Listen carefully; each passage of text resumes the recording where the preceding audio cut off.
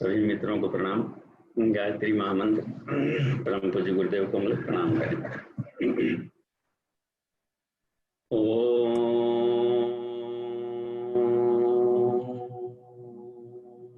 भूर्भुवः स्वः तत्सवितुर्वरेण्यं भर्गो देवस्य धीमहि धियो यो नः प्रचोदयात्।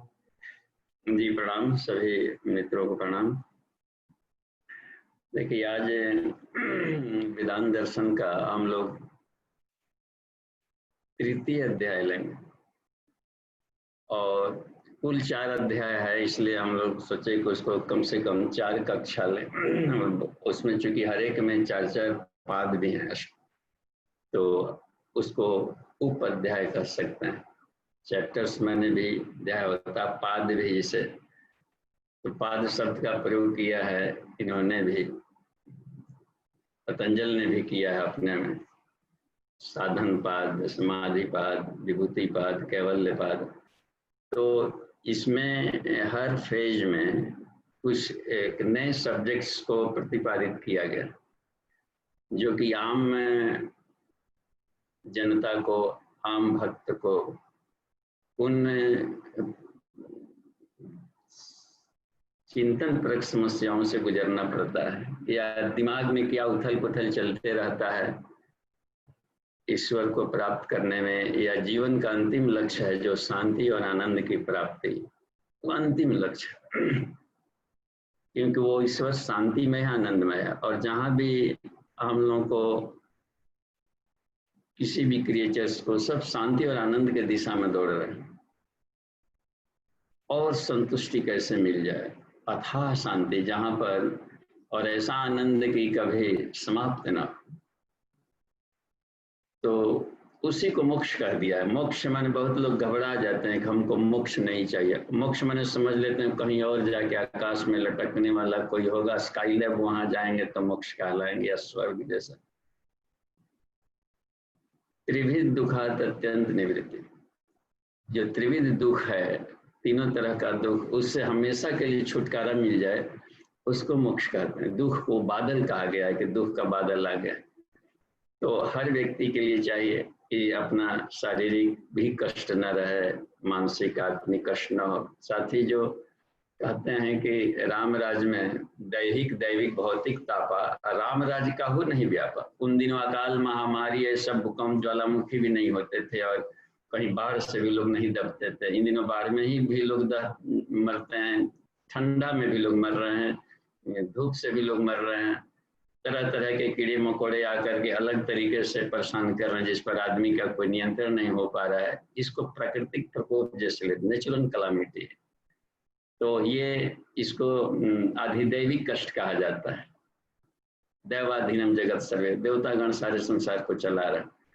तो अपना वहां पर अकल नहीं काम करता है कि ये कहाँ से आ गया, कैसे लड़े। तो जहाँ पर अपना मनुष्यों की अकल काम न करते हैं, उसको मान लेते हैं कि यह अधिदैविक।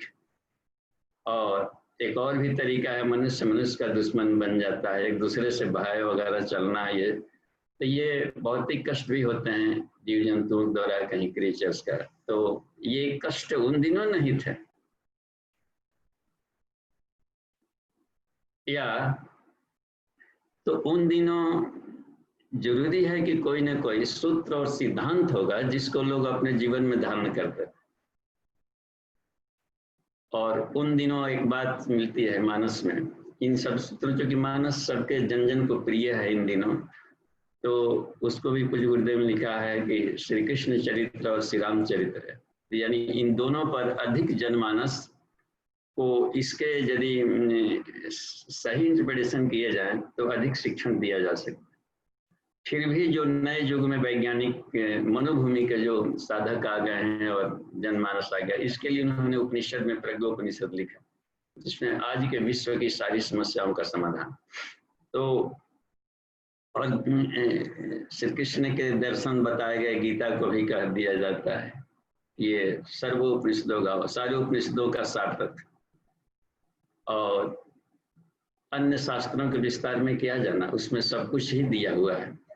तो अब रह जाता है कि उसको फील करने में, अपने जीवन में धारण करने में सबसे बड़ा गुत्थी वहीं आता है। ईश्वर को सर्वव्यापी मानकर अवयुग ऋषि ने एक सत्संकल्प का एक सार्थत्व दिया। इन दिनों चूंकि विभिन्न मजहबों में, संप्रदायों में लोग बढ़ चुके हैं पूरे पृथ्वी पर, तो कोई एक उसमें कॉमन फैक्टर किया तो अध्यात्म के मूल सिद्धांत को लेकर ये चले, जिसमें कोई विवाद ना, ईश्वर को सर्वव्यापी न्यायकारी मानकर उसके अनुशासन को अपने जीवन में उतारेंगे। बस ईश्वर संबंधी इतनी सी हाईएस्ट कॉमन फैक्टर इसको मानेंगे।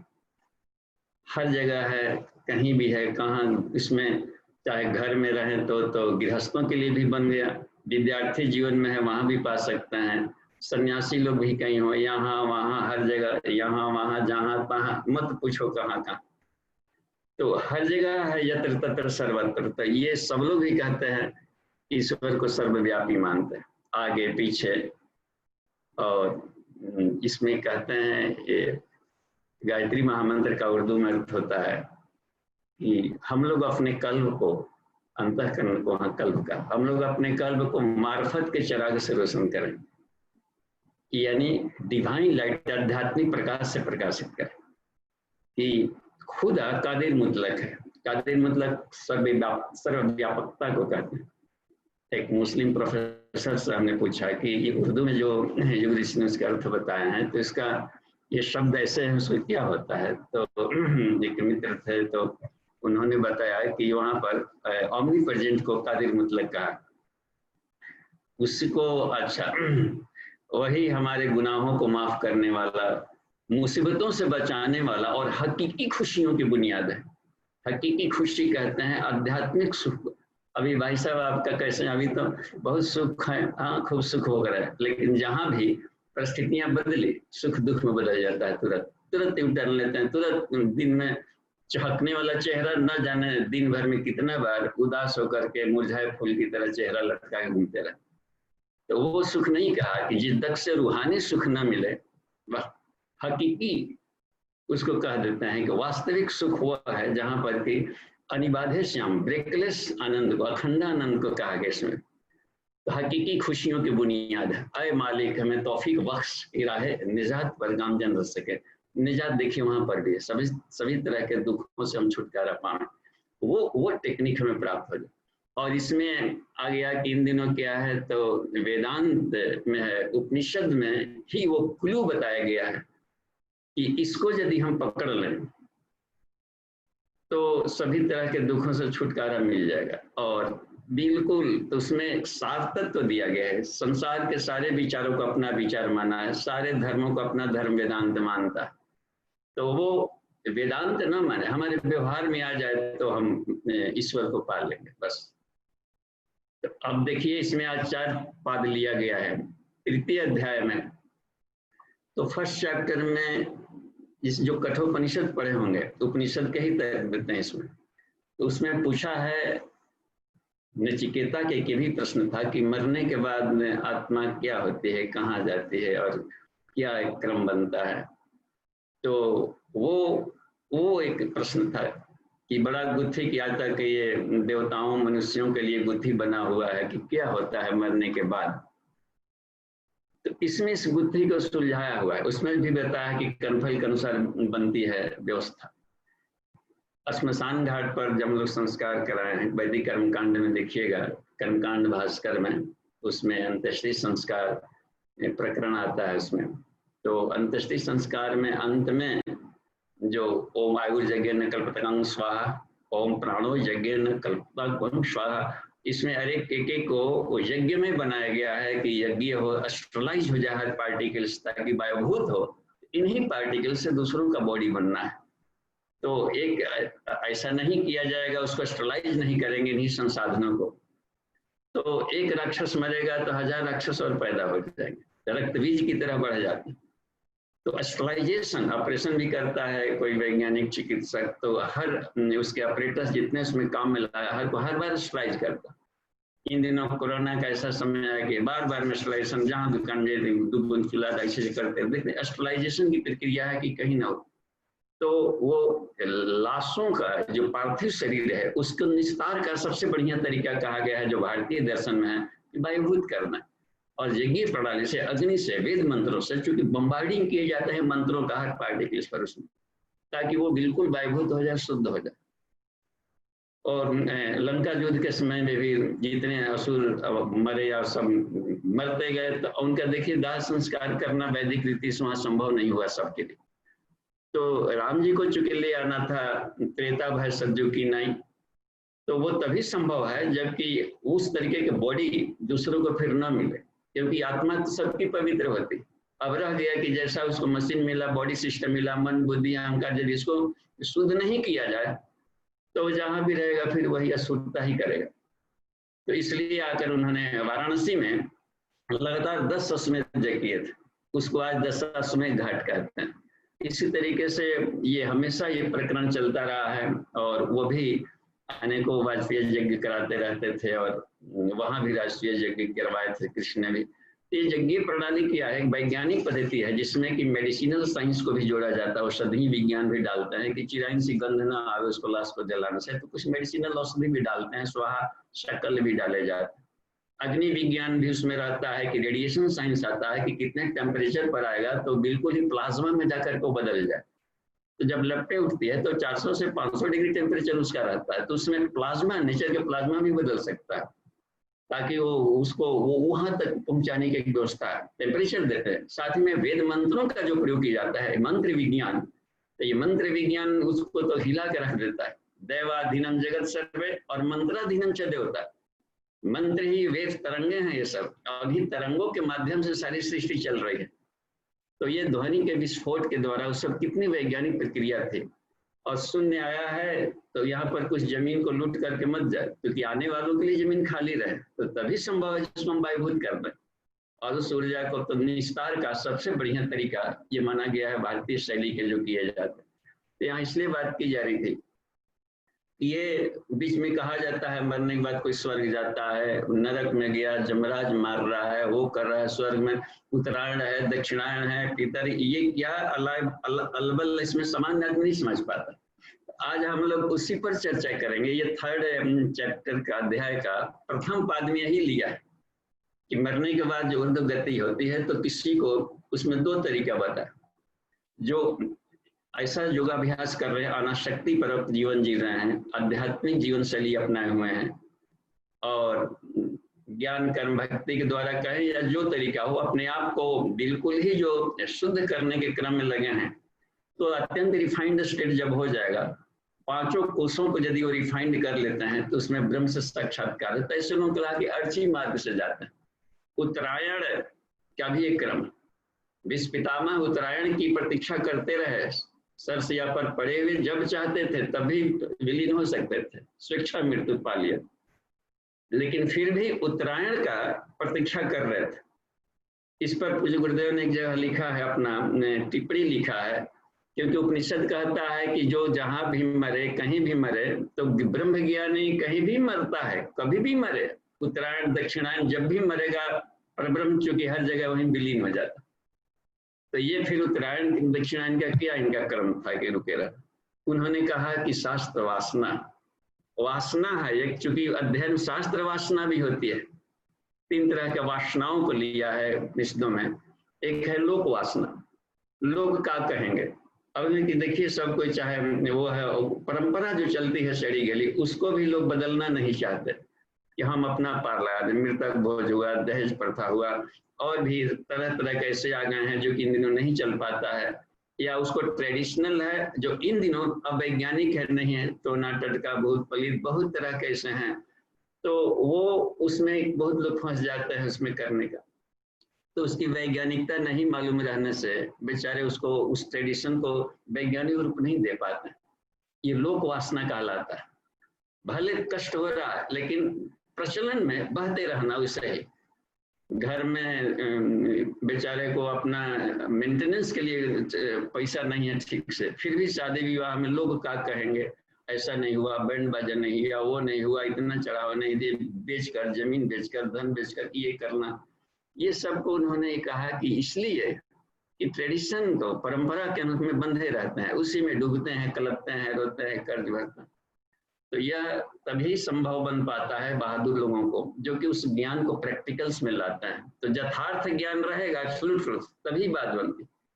उपनिषद क्या करता है, आया विद्या ब्रह्म प्राप्नुवन्ति, जिस विद्या से हम परब्रह्म को प्राप्त करते हैं उस विद्या को उपनिषद कहा जाता है, यानी एब्सोल्यूट ट्रुथ को जो जोड़ता है।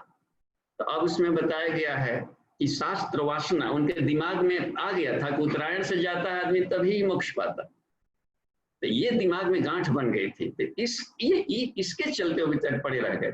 और वही कबीरदास पूछे, उन्होंने भी लोग कहा था कबीरदास से, वो सारे गांठों से फ्री अपने को करिए थे। इसको ग्रंथि भेदन कहते हैं विज्ञान में, कोष की साधना में। और अखंड आनंद चाहिए तो सारे गांठों को फोड़ना ही पड़ेगा। जिस दिन सारे गांठ फूट गए उसी को मोक्ष कहते हैं, क्योंकि ग्रंथियां साधक वहीं पर गोल गोल पशुवत बना देती है, क्योंकि खूंटा बना लिया अपने आप को किसी मान्यताओं में। और ईश्वर अपरिभाषित है, अपने आप की कोई भी मान्यता हमने बना लिए तो हम जीव कहलाएंगे। मान्यताओं को ब्लास्ट करना, बिल्कुल शांति और आनंद के स्पेस में प्रभु जाना, यही एक मोक्ष के स्तर है। और वो जीवित अवस्था में भी बन सकता। तो यही बताया गया है कि यदि मान ले कि ये है, तो जिनको पुनरावर्तन है, जो मोक्ष प्राप्त करिए, तो क्रमशः इनलाइटेड अवस्था को पाने को ही अर्ची मार्गी कहते हैं, क्रमशः। अब इसी को उन्होंने सर से या पर पड़े हुए 6 महीने तक ये किया था। कुंडलिनी जागरण की साधना कर रहे थे वो। तो कुंडलिनी जागरण में होता है क्या कि जैसे मूलाधार है और ऊपर नॉर्थ पोल, देखते हैं ऊपर नॉर्थ पोल होता है, तो मस्तिष्क को आदमी एक ऐसा चुंबक है, हर कोई चुंबक बन के टहल रहा है, पूरी पृथ्वी मैग्नेटिज्म है, हर व्यक्ति एक एक चुंबक मैग्नेटिज्म, और एक ऐसा मैग्नेट है हर व्यक्ति, इसको हम सेल्फ मैग्नेट कह सकते हैं। यानी अपने को चाहे तो देवता बना सकते हैं, या चाहें तो नर पशु, नर पिशाच, नर कीटक बन करके भी जी सकते हैं। तो अपने मैग्नेटिज्म को बढ़ाना है। तो आदमी एक ऐसा चुंबक है जिसका नॉर्थ पोल खोपड़ी हो गया मस्तिष्क, और साउथ पोल रीढ़ की हड्डी का निचला हिस्सा आता है कॉक्सिक्स। तो अब इस तरीके से अक्सर जो मैग्नेट में होता है क्या कि नॉर्थ टू साउथ एक जनरल नेचुरल प्रवाह चलता है। तो कुंडलिनी का जब प्रवाह एक बिजली है, कुंडलिनी एक ऐसी बिजली है जो सिस्टम को चलाती है। तो विश्व व्यापार जन ने भी कहा है, तो शरीर के भीतर जो सिस्टम चला रही है इसको व्यष्टि कुंडलिनी कहेंगे, जो पूरे संसार के सिस्टम चला रही है इसको समष्टि कुंडलिनी कहेंगे। और व्यष्टि को समष्टि से जोड़ने की कला ही योग बनता है। अब रह गया कि शरीर में मस्तिष्क से डाउनफॉल प्राण का फ्लो चलता है, तो इसको काम शक्ति कह दिया कठोपनिषद। और इसको कहता है उत्तिष्ठ मोड़, यूं कर लो इसको, और इसको मूलाधार से शस्त्रार्थ तरफ ले जाओ, तो इसी को आत्मशक्ति कह दिया। तदेव शुक्रम तदेव ब्रह्म तदेव अमृतम उच्यते, कि हे नचिकेता, इसी को कहा है कि प्राणों को जगाओ, उठाओ और श्रेष्ठता को प्राप्त करो। तो ये साधना उसमें इसी क्रम को कहा उन्होंने। उत्तरायण यानी नॉर्थ पोल है, तो साउथ पोल जो प्राण था, तो मूलाधार स्वादिष्ठान को बढ़ाते बढ़ाते, तो ये अर्ची मार्ग इसलिए कह दिया गया कि निचले वाले का आप देख रहे हैं कि उसमें वेवलेंथ अधिक रहता है और फ्रीक्वेंसीज कम। किसी भी बॉल्ब है उसकी रोशनी को हम यदि ढक दे चादर से तो पता तो चलेगा कि इधर कुछ बॉल्ब कुछ रोशनी है, लेकिन बाहर नहीं आ पा रहा। तो पृथ्वी तत्व से यदि किसी भी लाइट को हम बंद कर देते हैं तो उसका डेंसिटी अधिक है, उसमें तो देखते हैं रोशनी कम आने दे। जल उसी बल्ब को जलाइए तो स्वादिष्ठान में उसका रोशनी बढ़ जाएगा, और इस तरीके से और रोशनी तभी बढ़ेगा जब हम कॉन्डेंस करते हैं उसको, किसी भी पार्टिकल्स को कॉन्डेंस करेंगे तो इसी को कहा गया है कि फ्रीक्वेंसी बढ़ते जाते हैं, इसको अर्ची मार्गी कहते हैं। तो ये वैज्ञानिकता है। पिछले दिनों एक दिन हुआ था ये क्लास जैसा हुआ पतंजलि योग विश्वविद्यालय में, हमें भी अवसर मिला था इंटरप्रिटेशन करने का ये योग दर्शनों का। उसमें एक सबसे बड़ी अच्छी लगा हमको कि वैज्ञानिक टर्मिनोलॉजी की जरूरत, क्योंकि वेदों में उपनिषदों में कुछ ऐसे शब्दावलियां हैं जिसको हूबहू लेने में हम अपने दिमाग के शब्दकोश में दिक्कत पड़ रहा है। तो आज के शब्दावली में उसको हम कैसे रूपांतरित करके समझ सकते हैं कि नए जनरेशन के लोग उस गूढ़ विज्ञान को समझ सकें और हम उससे बहुत सारी चीज नए खोज कर सकें। तो ये उसमें बता दिया है, कुछ गुरुदेव ने अपने अध्यात्म के वैज्ञानिक प्रतिपादन में ये सारी समस्याओं का समाधान दे दिया है। बस हमें उसको स्टडी करना है, पढ़ना है, रिसर्च करना है और उसका इम्प्लीमेंटेशन करना है। तो ये यदि क्रम चल पड़ेगा तो बिल्कुल देखते देखते 10 वर्ष तो बहुत अधिक है पूरे विश्व को बदलने के लिए। उन्होंने बताया है कि शरीर के जो कॉन्शसनेस लेयर जो 5 है उनको 2-2 साल का कोर्स बना दिया। केवल 10 वर्ष भी कोई भी साधक केवल 2 घंटा अपने आप पर लगा है रिफाइन करने के लिए कॉन्शसनेस लेयर का, तो 10 वर्ष में हर कोई आत्म साक्षात्कार कर सकता है। कौन बोल रहा है? महाकाल बोल रहा है। तो यह रह गई बात कि हमें इन सूत्रों को समझने की इसमें पड़ रही। तो यही बताए कि जो अर्ची मार्गी की साधना करते हैं, उत्तरायण उसी कहा गया। तो कैसे हो करेंगे? उत्तरायण होगा ही, उसको उत्तरायण ही कहेंगे, भले उत्तरायण दक्षिणायन का कॉन्सेप्ट तो उनके दिमाग में हो या ना। तो वो कबीरदास की बात चल रही थी, लोग ने कहा कि काशी में मरिएगा तो आपको मोक्ष मिलेगा, स्वर्ग मिल जाएगा। कितने नहीं सांस चल रही तो भेज दो उनको वाराणसी में हॉस्पिटल में, वहीं पर मर। तो देखते हैं कि डॉक्टर लोग ना मरा, संजोग से डॉक्टर कहते नहीं आप इनका जिएंगे, घरे लाए तो घर लाके मर गए। तो एक अलग ही बात है कि अपने जो प्रारब्ध धन की व्यवस्थाएं चलती। लेकिन कबीरदास ने क्या कहा? अच्छा ये बताओ कि कहाँ मरने से नरक मिलता है? एक मगहर शब्द कहीं कहे, हम लोग गए हैं मगहर में, गए थे उसी को देखने के लिए कि कहाँ क्या मगहर है। तो वो वहां पर शरीर छोड़े और वहां पर देखो हम वहीं मरेंगे और शरीर को हम बिल्कुल मोक्ष पालेंगे। तो वहीं पर बताया जाता है कि शरीर उनका जब शरीर छोड़े थे तो हिंदू मुस्लिम दोनों कह रहे थे कि हम ये हमारे हैं, ये हमारे हैं, हम इनको अपने ढंग से संस्कार कराएंगे।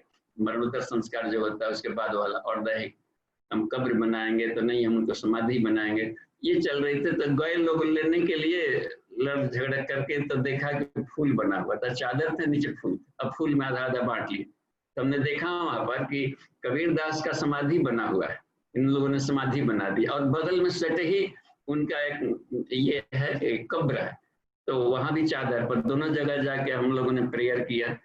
तो यह रह गई बात में कि ये कहीं भी ब्रह्मज्ञानी शरीर छोड़ेगा तो उसको ब्रह्मलीन वही हो जाएगा, चाहे अंधेरे में हो या कहीं भी हो। और उसके लिए तो उसको भी अर्ची मार्गी कहेंगे, उत्तरायण ही कहेंगे। तो ये इसमें बताया गया है वेदांत दर्शन में। अच्छा मान लीजिए कि कोई ब्रह्मज्ञानी नहीं है और उस स्तर की साधना हम नहीं है, न ज्ञान, न वैसी भक्ति है, न वैसा कर्म बन रहा है। कर्म तो हर कोई कर रहा है, लेकिन कर्म योग नहीं कहला सकता, क्योंकि अनासक्ति पूर्वक हमने नहीं किया। तो कुछ न कुछ क्रिया के प्रतिक्रियाएं अपने में चिपका लिए, तो अब वो हमको घसीटते रहेगा, बार बार जन्म लेने मरने की प्रक्रिया पीछा नहीं छोड़ेगा। हमने लिया है, लोन दिया है, तो एक खास ममत्व चिपकाव के साथ हमने कर लिया कर्मों को, या तो वैराग्य परक हो गया होगा ईर्ष्या द्वेष, या फिर जाकर के अपना मानकर आसक्ति किया। तो यह रह गई बात में। तो वो इनकी क्या गति होती है, इसलिए कह दिया। अर्जुन ने भी पूछा था कि मान लीजिए हम साधना कर रहे हैं, आप जो भी बताया है आत्मसंयम योगो नाम खस्म हो गया, तो साधना कर रहे हैं। तो इस अवस्था में यदि साधना कर रहे हैं और ब्रह्म साक्षात्कार नहीं कर पाए तो हमारी क्या गति है? उन्हें कहा कि तत्रम तम बुद्धि संयोगम लभते पौर्वधिकम। हे अर्जुन, तू जहां भी जन्म लेगा इससे बेटर अवस्था में जन्म लेगा, और जहां तक अभी है तो ये सारे ज्ञान और कर्म तुमको वहां से अचानक तेज गति से शुरू कर देगा। उस बीच में आप ये अधिक समय नहीं लगाना पड़ता। कुछ लोग जन्म से ही बच्चे तेज हो जाते हैं, इसका मतलब ये नहीं है कि वो नेचर को बदल दिया, पीछे वाले उसके कर्म और उसके अनुभव हैं, वो उससे कॉन्शियस माइंड में, उसके आभा मंडल में, प्राण में घुल कर गया है, और जैसी परिस्थितियां ही वहां से तेज गति से चल पड़े। तो यह है एक बात में। तो अब देखिए, तो दो गति हो गई। एक तो होता है कि प्रकाश में आकर के ब्रह्मलीन की अवस्था पर, और दूसरा है कि पुनरावर्ती जब होते हैं। तो थर्ड पाद में यही बताया गया है कि लौटने वाले की क्या गति है, जन्म लेना है, तो कैसे किया जाता है वहां पर। अब इसको इतना बढ़िया इसमें कंसेप्ट क्लियर किया है कि जैसे मान लीजिए कि यहाँ पर गए तो शरीर को छोड़ते समय इंद्रियां अपने सब एक दूसरे में विलीन होते हैं। इंद्रियां आपको ज्ञान इंद्रियां में विलीन हो जाएंगी, ये सारे प्राण में मन विलीन हो जाएंगे, ये मन बुद्धि में विलीन होता है। फिर जाके धीरे धीरे आत्मा के चारों तरफ जो होता है एक आनंदमय वाला लेयर में, उसमें भी प्राण विलीन होते जाते हैं, सब भूलते जाते हैं। इसको बोलते हैं प्रतिप्रस्वन गुणान। तो ये घुल करके एक आभा मंडल बन करके शरीर निकल गया, यानी आत्मा तो निकली लेकिन साथ में आभा मंडल भी लेकर के निकलता है, प्राण का एक औरा निकल गया। जैसे अंगुष्ठ मात्र एवं पुरुषम, अंगूठे भर प्रकाश का ध्यान करें। इसमें प्रश्न कर दिया कि एक तरह बोलते हैं कि आत्मा का साइज होता है एक बाल के नुग्र पर बालाग्र शतभागस्य शतधा, यानी बाल के नोक को फिर उसमें 100 गुणे 100 घातांक 100 करें। अब समझिए कितना सूक्ष्म होगा। मोटी भाषा में कहें तो एक बाल के नोक पर 10 अरब आत्मा दूर दूर बैठकर मीटिंग कर सकता है, बस। अब समझिए कितना सूक्ष्म। और एक अंगूठे के साइज का देखें, तो अंगूठे का साइज का होगा तो मच्छर में कैसे जाएगा, मच्छर भी उसको जनन जोड़ी में जाना होता। तो इसलिए अत्यंत सूक्ष्म कहा कि सूक्ष्म आते सूक्ष्म है, और महतो महियान भी कह दिया। तो पिछले वाले चैप्टर में सब आ गया, अब रह गया उसमें तो ये अंगूठे मात्र क्यों कह दिया, तो कहा कि ये उसकी औरा है, प्राण है उसका। जैसे सूर्य की भी आत्मा उतनी सूक्ष्म है, लेकिन इतना बड़ा उसका जो आभा मंडल दिख रहा है ये उसकी आत्म साधना है। तो उतना ही सूक्ष्म में, जितना ही सूक्ष्म होगा उसका ऑटोमिक पावर अधिक होता है, बस। तो उसकी आभा मंडल है, तो इसलिए कहा कि वो आभा मंडल के साथ में जाएगा। तो वो अब कामना के अनुसार पर जिन योनि में जाना हो जाना। तो पहले क्या करता है कि रिष्ट अवस्था में रहता है, जीवन भर के थकावट को फील करता है, तो उसको गहरी नींद आती है। दोनों तरीका, यदि स्वप्नावस्था में देखेंगे तो डरावना सपना देख रहा है तो उसी को कह दिया जाता है कि नरक, और उसको अच्छा सुखद देख देता है तो स्वर्ग बोल देते हैं। और बिल्कुल ही किसी कारण में विलीन हो जाता है, जैसे मान लीजिए कि अभी उसको सुख भोगना है, दुख भोगना है, उतने अंदर स्वप्नावस्था में पड़ा रहता है। और वो कब तक करेगा, वो कर्मफल व्यवस्था के आधार पर उस स्टेज में रहता है। फिर गहरी सुसुप्ति अवस्था में जाता है तो शिष्ट फॉर्म में हो जाएगा, आत्मस्थित हो जाता है खुद, उसको खुद नहीं पता चलता है कि मैं क्या हूं।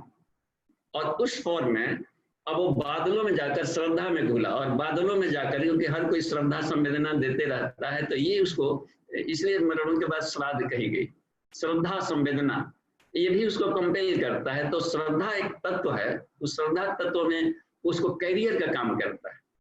और उसी से फिर बादलों में आकर सोम की आहुति बनकर के बादलों में गया, और बादल से वर्षा बन गया। तो वर्षा बनता नहीं है, वर्षा कैरियर का काम करता है उसको, और जमीन पर आकर के गिर, और जमीन पर भी वो पानी के माध्यम से, देखिए पानी उसको कैरी कर रहा है और फसलों में चला गया।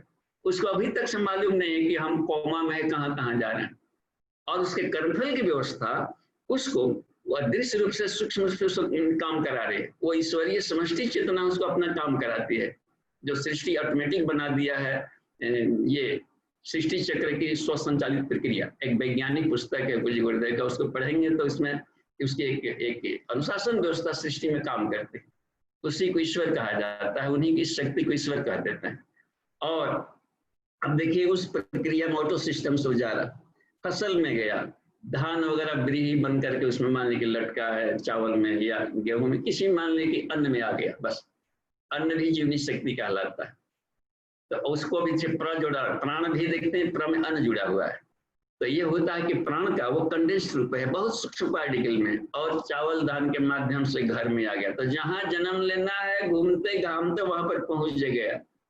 और देखिए थाली में आ करके बाद में, यहाँ पर एक प्रश्न किया है कि यदि मान लीजिए कि धान में गया है, फसलों में गया है, तो उबाला जाता है, खौलाया जाता है, तो उस समय तो उसको कष्ट होता होगा जीव हिंसा का कि नहीं, उसको पता नहीं चलता है कि हमको उबाला जा रहा है। और नैनम छिदंती ससुराली नैनम दहती पाव का, आत्मा में ये सब कुछ असर ही नहीं करता। खौलाएंगे भी तो ऊपर नीचे उबलेगा तो उसको लगता है कि कोई हमको झूला झूला रहा है, और मीठी नींद में सोते जाएगा। पीसेंगे मसाला पर उसको सिलवट में, उसमें है वो कैरियर में, तो लगेगा कि हमको कोई पालने में हिला, और मीठी नींद जाएगा, कोई उसको प्रॉब्लम नहीं। और वो जाकर के फिर जाकर गया ब्लड में गया है, सीमेंट बना है, बीज में गया, शुक्राणु में, और माँ के गर्भ में अंडाशय में, वो देखिए जर्नी उसकी कितनी शानदार है जहाँ, और वहां पर पहुंच करके और फिर जाकर के भ्रूण बन करके जब फीटस तैयार हो जाता है, अभी भी उसको पता नहीं है। और वहां पर जब उसकी जागती है, इसमें गर्भोपनिषद में बताया है कि 7वें महीने में वो उसकी चेतना अपनी जगती, जब पूरा फुली डेवलप्ड माइंड हो जाता है, तब उसके सबकॉन्शियस माइंड सब लोग काम करना शुरू करता है। तो वहां पर अनेकों पीढ़ियों का स्मरण करता है। इसी को एक बायोजेनिक ला कहा गया, इसमें ऑन्टोगेनी रिकैपिचुलेट्स फिलोगेनी, यानी पिछले सारी पीढ़ियों का स्मरण करता है, एंसेस्ट्रल।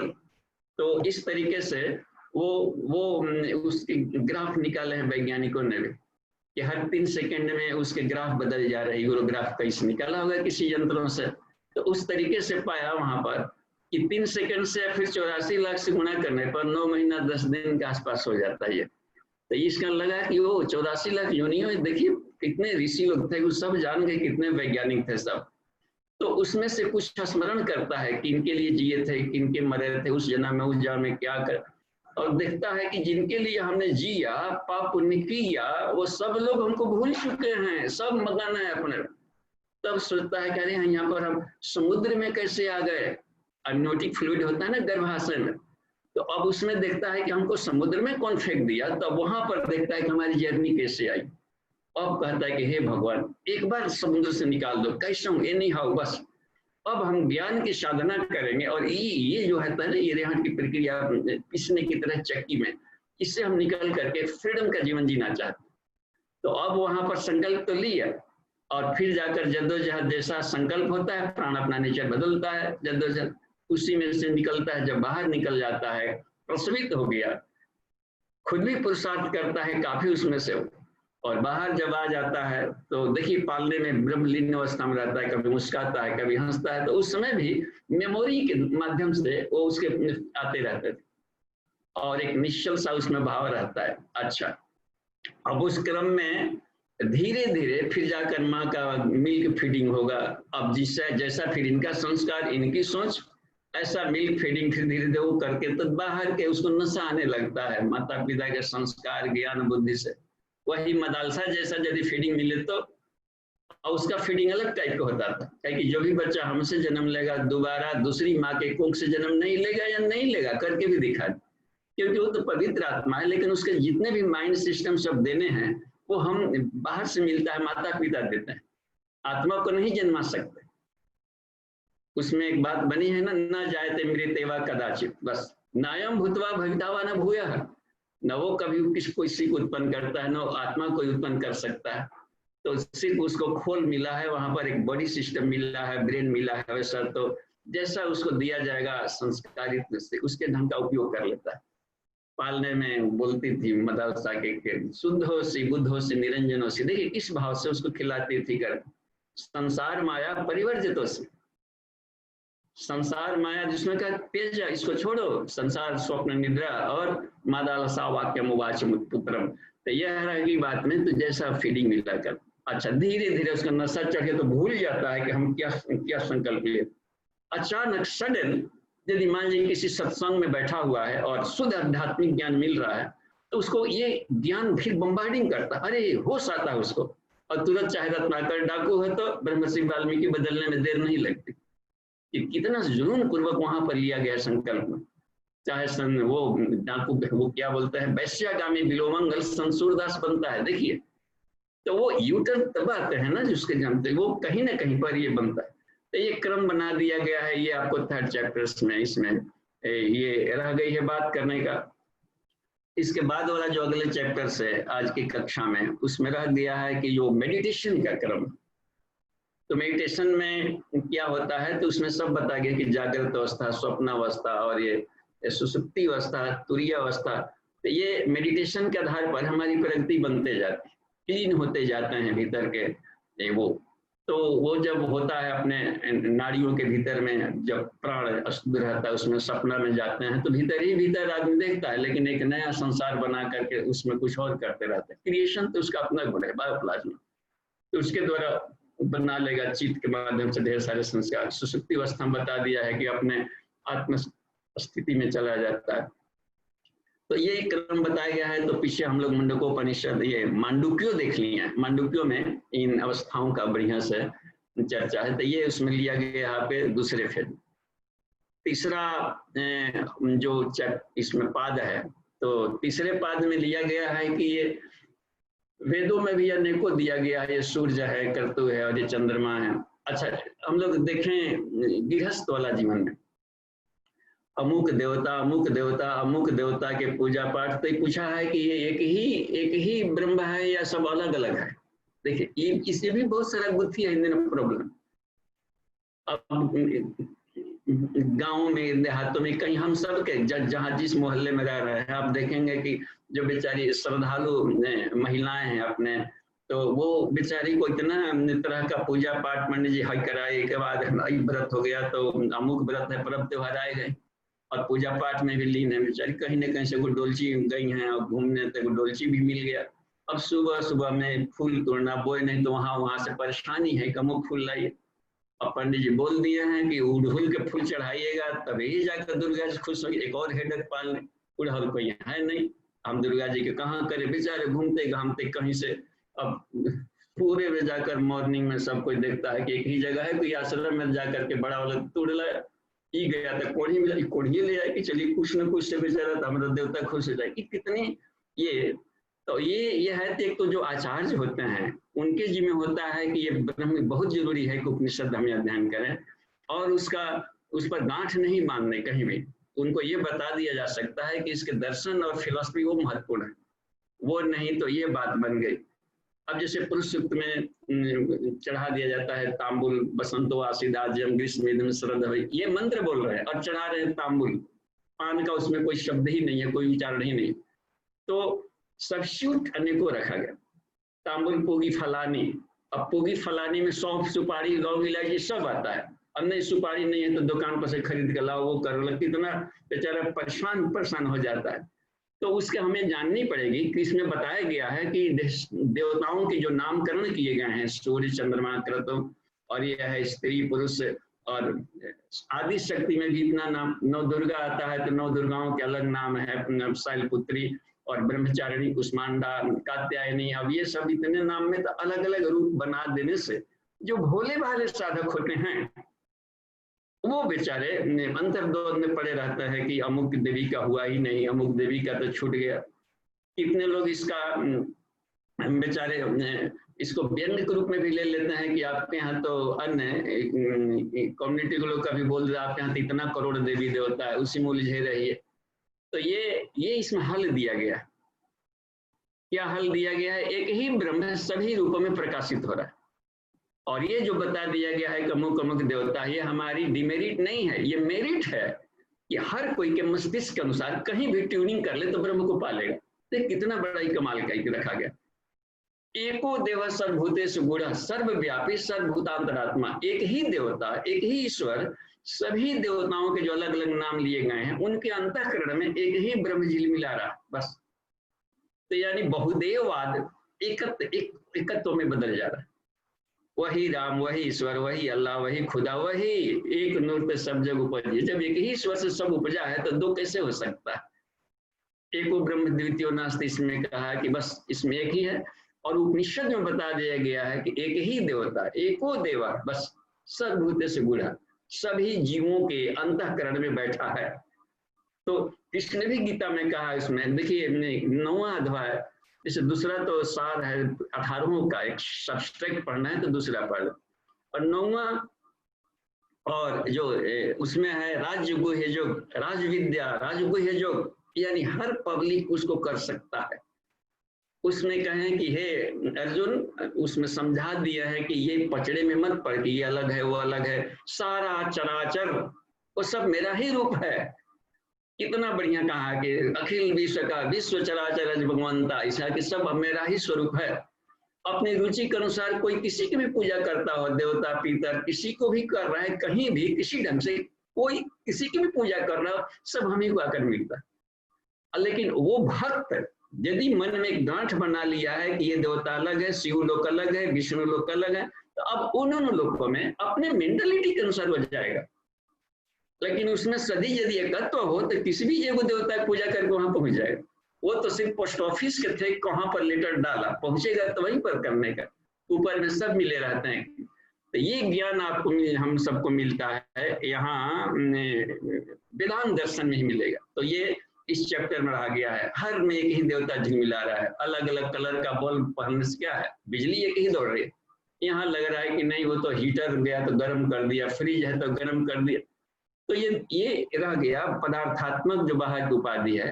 तो जो जिसको चाहिए उस ब्रह्म से, क्योंकि अनंता, देखिए उसमें ब्रह्म की जो बताया गया है उसमें गुण पूछा है इसमें कि ब्रह्म के क्या प्रॉपर्टीज। जो सब में एक है, तो उसका क्या एक मेरिट है जो कि सब में पाया जाए। उसमें कहा कि आनंदोमय प्रधान, ये आनंदमय है, आनंद। तो किसी को कोई काहू में मगन, कोई काहू में मगन, तो वही में मगन, हम यही मगन, लेकिन कहीं ना कहीं आनंद है। एक दिन हम विचार कर रहे थे तो बड़ा ईश्वर की दयालुता पर, कितना दयालु है, आनंद में इतना है कि बेचारा खाने पीने भजन में तो आ ही आ रहा है, लेकिन खुजली में भी आनंद दे दिया, और खुजाने में भी कोई सुख ले रहा है। क्या कर रहे हैं भाई साहब, अहो स्वर्ग। अब देखे ना मैंने, तो कोई कहा कि एक तो ये गुण है कि आनंद है, भले आवश्यकता से अधिक खुजला लिया तो बाद में नरक का कष्ट भोग रहा हो, उसकी अपनी शैली, लेकिन आनंद हर जगह है, खाने में, पीने में, स्वाद लेने में, रूप में, रस में, गंध में, शब्द में, स्पर्श में। और भी देखिए उसमें एक और कहा गया है, सत्यम ज्ञानम अनंतम, अनंतम तत्पर ब्रह्म तद अचिंत्यम अगोचरम। प्रज्ञोपनिषद में बताया इसमें, उसमें एक सूत्र है उसके की उसकी कौन सा ऐसा गुण है जो सब में होगा, तो अनंतम, अनंत, यानी उसमें जो भी सोच ले उस सारे गुण है, बस वो जड़ है, चेतन है, दोनों नहीं है, दोनों में है, जो भी आपको कहना है कह लीजिए, सब वही है बस। यह अनंतम तत् परब्रह्म तद अचिंत्यम अगोचरम, इंद्रियों के पकड़ से बाहर है, इंद्रियों के गोलक से तो दिख रहा है, बाहर भी देखना है वो करने का, तो ये हम लोग क्रम में मिलेगा, लेकिन वो इंद्रियों के द्वारा पकड़ में नहीं आ रहा है, वो पकड़ में आ रहा है ज्ञान के नेत्रों से पकड़ रहा है, अंतः ज्ञान चक्षु से। इन आंखें तो सिर्फ बल्ब का काम कर रही है, लेकिन आंखों के भीतर में जो दर्शनाग्नि है वो पकड़ ले रही है। देखने की शैली, क्या देखा, दोस्त है या दुश्मन भी है, फूल भी है, कांटे, लेकिन तुमने क्या देखा, तो उन्होंने कहा कि हरि व्यापक सर्वत्र समान, हमने ये देखा, सिया राम में सब जगह जान। जो भी उस लेवल को एंगल ऑफ विजन रखे हैं वही लोग उस अतिशय आनंदमय अवस्था में पाए। तो वो एक बाहर के विभिन्न क्रम में रखते हुए उस एंगल ऑफ विजन का कहा कि वह आनंदमय, शांतिमय। दो गुण तो बिल्कुल सबके लिए लग रहा है कि वो शांतिमय है, आनंदमय। ओम शांतिमय, ओम आनंदमय। देखिए छांदोग्योपनिषद में इसमें दिया है कि वो कि सबसे ओम उद्गीत है और उसकी साधना हमें करनी चाहिए। और ओम में त्रिगुणात्मक सृष्टि है, ओम वही सत है, वही रज है, वही तम में भी घुल रहा है, लेकिन तम में घुलते हुए भी एक ऐसा प्रकाश है जिसमें लिप्त नहीं हो रहा है, इसलिए उसको निर्गुणत्व कह दिया। निर्गुण माने हम लोग कभी कभी समझ लेते हैं कि ईश्वर निर्गुण है, माने कि इन गुणों को ही फेंक देते हैं, तो कितना, तो सत को भी छोड़ना होगा, रज को भी छोड़ना होगा, तो फिर छोड़ ही दिए, वैराग्य पा लिए संसार से, तो फिर ईश्वर कैसे पाएंगे, क्योंकि वो तो सर्वव्यापी था। हमने उसका छोड़ ही दिया। कोई कह दे कि हमको मालिश कीजिए, गुरु जी बोले चेला से कि अच्छा ऐसा करो कि हमको पूरे शरीर में जोड़ जोड़ में दर्द हो रहा है, तो ये करे, अब खाली खोपड़ी को दबा दें, अब पैर में उधर जाकर न दबाए, सारे होल को साकार निराकार एज होल, बस। तो यही एक बात बन गई। तो जो संत होते हैं वो छोटे छोटे देवी देवताओं से उनका पेट नहीं भरता, पूरे धरती को ही शिव जी मान लिया, क्या दिक्कत। अब पूरी धरती पर कहीं भी टहल रहा है शिव जी ही शिव जी, इसलिए एगो मंदिर में उसको पेट नहीं भरता है, खास मंदिर खूंटा खत्म हो जाता है, सर्वव्यापकत्व। तो ईश्वर को जो सर्वव्यापी मानेगा, निश्चित मानिए वो छुप करके भी कहीं भी निगेटिव थॉट नहीं लाएगा, बस। और कहीं भी जाकर देखेगा तो उस लेयर को देखेगा कि बाहर का रूप बदल रहा है, तो रूप बदल रहा है इसका मतलब है कि हमको एक शाश्वतता, एक गुण है शाश्वत, बस। तो शाश्वतता देखिए उसमें का अशब्दम अस्पर्शम अरूपम अव्ययम चयत, कठोपनिषद का सूत्र है, ये बता दिया है नचिकेता को यमाचार्य ने कि ये उसके गुण है कुछ, बस। और उसमें अव्ययम भी कह दिया, उसमें अदन्ध चयत, उसको कहा कि फील कर, उसको देख। और भी पूछा है कि केने सीतम मन पद्धति, जो मन नीचे जाता है ऊपर जाता है, प्राण इधर आता है उधर आता है, आंखें देखती, कौन हैंडल कर रहा है। कहा था कि जो आंखों का आंख हो, कानों का कान हो, स्रोत का स्रोत हो, जो प्राणों का प्राण हो, आत्मा का आत्मा हो। अब देखिए, तो कहा कि वो उसको वो हिला रहा है, सबको कपा रहे, उसके कंपनात कहा है कि उसके भय से सारे कर रहे हैं। तो एक ही चेतना को इसमें फील करने को ये रखा है, ये तीसरे पाद में इसमें रखा गया है बात को। तो वो रह गई बात में कि वो एक ही ब्रह्म को उसमें। अच्छा, फिर अगले कहा कि उसका तरीका क्या है, जो लास्ट फेज है हम लोग का है टाइम है, क्योंकि टाइम मैनेजमेंट भी करना पड़ता है। कितना हो विषय वस्तु हो, 6 बजे माने 6 बजे खत्म करना है। आधा घंटा आपके जिम्मे है कि ताकि हम लोग उस पर कुछ बातचीत कर सकें। तो अभी है थोड़ा समय, तो हम चौथे पाद को देख करके ले लेते हैं। तो आज के का जो अंतिम वाला जो फेज है उसमें वेदांत दर्शन ने ये कहा है कि पूछा है इसमें कि अच्छा उसको पाने के जो साधनाएं हैं, तरीके हैं, वो उसको एक ही है या कुछ और भी तरीके हैं। देखिए होता है ना, कितने लोग कहते हैं कि आप ज्ञान योग को मानते हैं कि कर्म योग को मानते। देखिए वो सब लड़ते आ रहा है उधर से दोनों, कि भक्ति योग बढ़िया। अच्छा तीनों में सुपीरियर कौन है? अब सुपीरियर इंफीरियर के टक्कर से पड़ा। तो अब यहाँ पर वेदांत दर्शन क्या है कि सब में एकत्व लाया है, एकत्व। बस कहा कि ज्ञान मुख्य है, बस सीधे कि ब्रह्म ज्ञान मुख्य है। नहीं, वो तो कहा कि यज्ञ करना है तो मिलता है, वो करना है, आप कर्मकांड करते हैं, आप खाली और कोई नाक से हवा खींच रहा है, प्राणायाम कर रहा है, आहुति कर रहा है, कोई ब्रह्म भी पड़ा है वो भी कर रहा है, सब कर रहा है, आप कर रहे हैं कि होता है नहीं। कर्म करने के लिए कहा। तो वेदांत का ये कहना है कि कर्म का अंग नहीं है ज्ञान, कर्म करने से ज्ञान जल्दी मिलता है, बस इतनी भर बात। लेकिन वो बद्धत्व लाने के लिए कर्म किया जा रहा है। तो ये कितना बिल्कुल सरल है। हम कुछ भी पढ़ रहे हैं तो ज्ञान के लिए आता है। हम प्राणायाम कर रहे हैं, देखिए उसमें पतंजलि ने कहा ना कि प्राणायाम का सिद्धि क्या है, ततः श्वेते प्रकाश आवरणम, अज्ञानता का जो परत है जल जाएगा। तो वो हेल्प करता है। इसलिए ब्रह्म ज्ञानी को बाध्य नहीं कर सकते कि कर्म करे, उसकी मर्जी, कर लिया तो कर लिया। अवधूतोपनिषद हम पढ़ेंगे, अवधूत एक परमहंस अवस्था आती है। युग ऋषि महाअवधूत, परम अवधूत, अवधूत कहते हैं माने परमहंस की भी उत्कृष्ट अवस्था है। वो संसार किसी नियमों में नहीं बंधता है, बस बिल्कुल व्योम विहारी है। तो ये रह गई बात में कि वो किसी भी बंधन में नहीं बंधता ईश्वर। तो वो वाली अ माने अवधूत में 4 शब्द आते हैं। हम लोग अवधूत भी समझ लेते हैं, अवधूत का वो तो अवधूत है। तो हमको लगता है कि राख होकर लपेटे होगा, खोपड़ा खोपड़ी पहन लिया होगा, कुछ और भी करके घूम रहा हो, इससे कोई लेना देना नहीं प्रश्न में। उसमें कह दिया, कहते हैं अविनाशी से अ लिया है कि ईश्वर अविनाशी है, इसलिए अ ले लिया। देखते हैं वो माने वर्ण्यम, वर्ण करने योग्य है। हर एक जीवों को उसको वर्ण करते हैं क्योंकि वो प्रेम स्वरूप है और हर जीवों को प्रेम चाहिए। तो सबके लिए वर्णीय है, वो शांतिमय है, आनंदमय है, हर एक को चाहिए। इसलिए उसका कि अधू कहते हैं संसार के सारे बंधनों को जो धू करके जला दिया। अतः तत्त्वमसि अहम ब्रह्मास्मि, इस महावाक्य में यही उसका आधार है जीने का। देख कितना कमाल की बात। अब उसके लिए क्या राख लपेटना, कहाँ खोपड़ा खोपड़ी की बात कहेगी। तो ये इतना कमाल की बात है। और ये भी रख दिया गया है कि किसी भी अवस्था में कोई कहीं भी कर रहे हो तो उस फेज में कर, जिससे उपनिषद भी आप पढ़ेंगे इसमें। और उपनिषदों का तर्क, गणेशोपनिषद और राम पूर्वतापनी उपनिषद, लक्ष्मी उपनिषद, सरस्वती उपनिषद, सीतोपनिषद, कृष्णोपनिषद, सारे देवताओं का अलग अलग बता दिया। लेकिन ये विशिष्टता है उपनिषद की कि विभिन्न सारे देवताओं का चित्रण करते हुए भी उसमें ब्रह्म का भाव दिखाया है।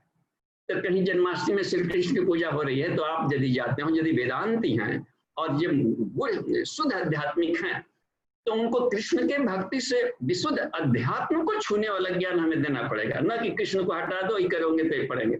जो जिसकी पूजा कर रहा है उसको ब्रह्म विराट माने, अपने देवता को कभी भी चुटपुंजिया नहीं मानना चाहिए, हल्का फुल्का। उसी में देखिए, आंखों में देखना है तो सूर्य और चंद्रमा का दर्शन कर, सुधार नहीं है तुम्हारे हनुमान जी और जिनू बाबा और जो भी देवता अपना बना लिए। हर देवता ब्रह्मवाची शब्द में आता है। माम एकम शरणम व्रज, वहां माम शब्द केवल कृष्ण के लिए नहीं कहा है, पूरा अध्यात्म तमेव शरणम गच्छ पहले वाले सूत्र में बताया, यानी ब्रह्म के शरण में आओ, ये कहना था। क्योंकि माम यानी यहाँ पर केवल बॉडी मान लिए, कृष्ण मूर्ति माने, लेकिन जब वो कह दिया कि वृक्षों में पीपल हो, वहां पर माम कहाँ गया? तो पीपल को क्यों नहीं कृष्ण मानते हम? गंगा हो तो गंगा की निर्मलता पर हम क्यों नहीं ध्यान देते? सब जगह कह दिया कि नदियों में गंगा हो, इसमें मंत्रों में गायत्री हो, तो हर जगह जो बता दिया, इसका मतलब व्यक्ति कहाँ रहा फिर? 10वां अध्याय हमें व्यक्ति परक मान्यता को ब्लास्ट कर देता है। तो जो शुद्ध भक्तों ने कहा कि वो जो शुद्ध भक्त होते हैं, वासुदेव सर्वमिति, सब महात्मा सुदुर्लभ, वो जो दुर्लभ होते हैं, जो तत्व से हमको जानने वाले, वो हमको पाले। तो अब वो ज्ञान कैसे आएगा? तो कर्म उसमें हेल्प करता है। लेकिन बोधत्व तो ज्ञान से होता है, ये बात। अच्छा, और भी रह गई, लेकिन जो ज्ञान की साधना नहीं कर सकते, कठिन भी बता दिया है। तो उसमें कह दिया है कि तो भक्ति कर। भक्ति क्या कर लेता है कि भक्ति भी ज्ञान ही दिलवाएगा, वो आत्मज्ञान दिलवाता है भक्ति भी। अब ढेर कर्मकांड, अब कहा जनेऊ पहनिए, वो पहनिए, वो नहीं से पड़ेगा।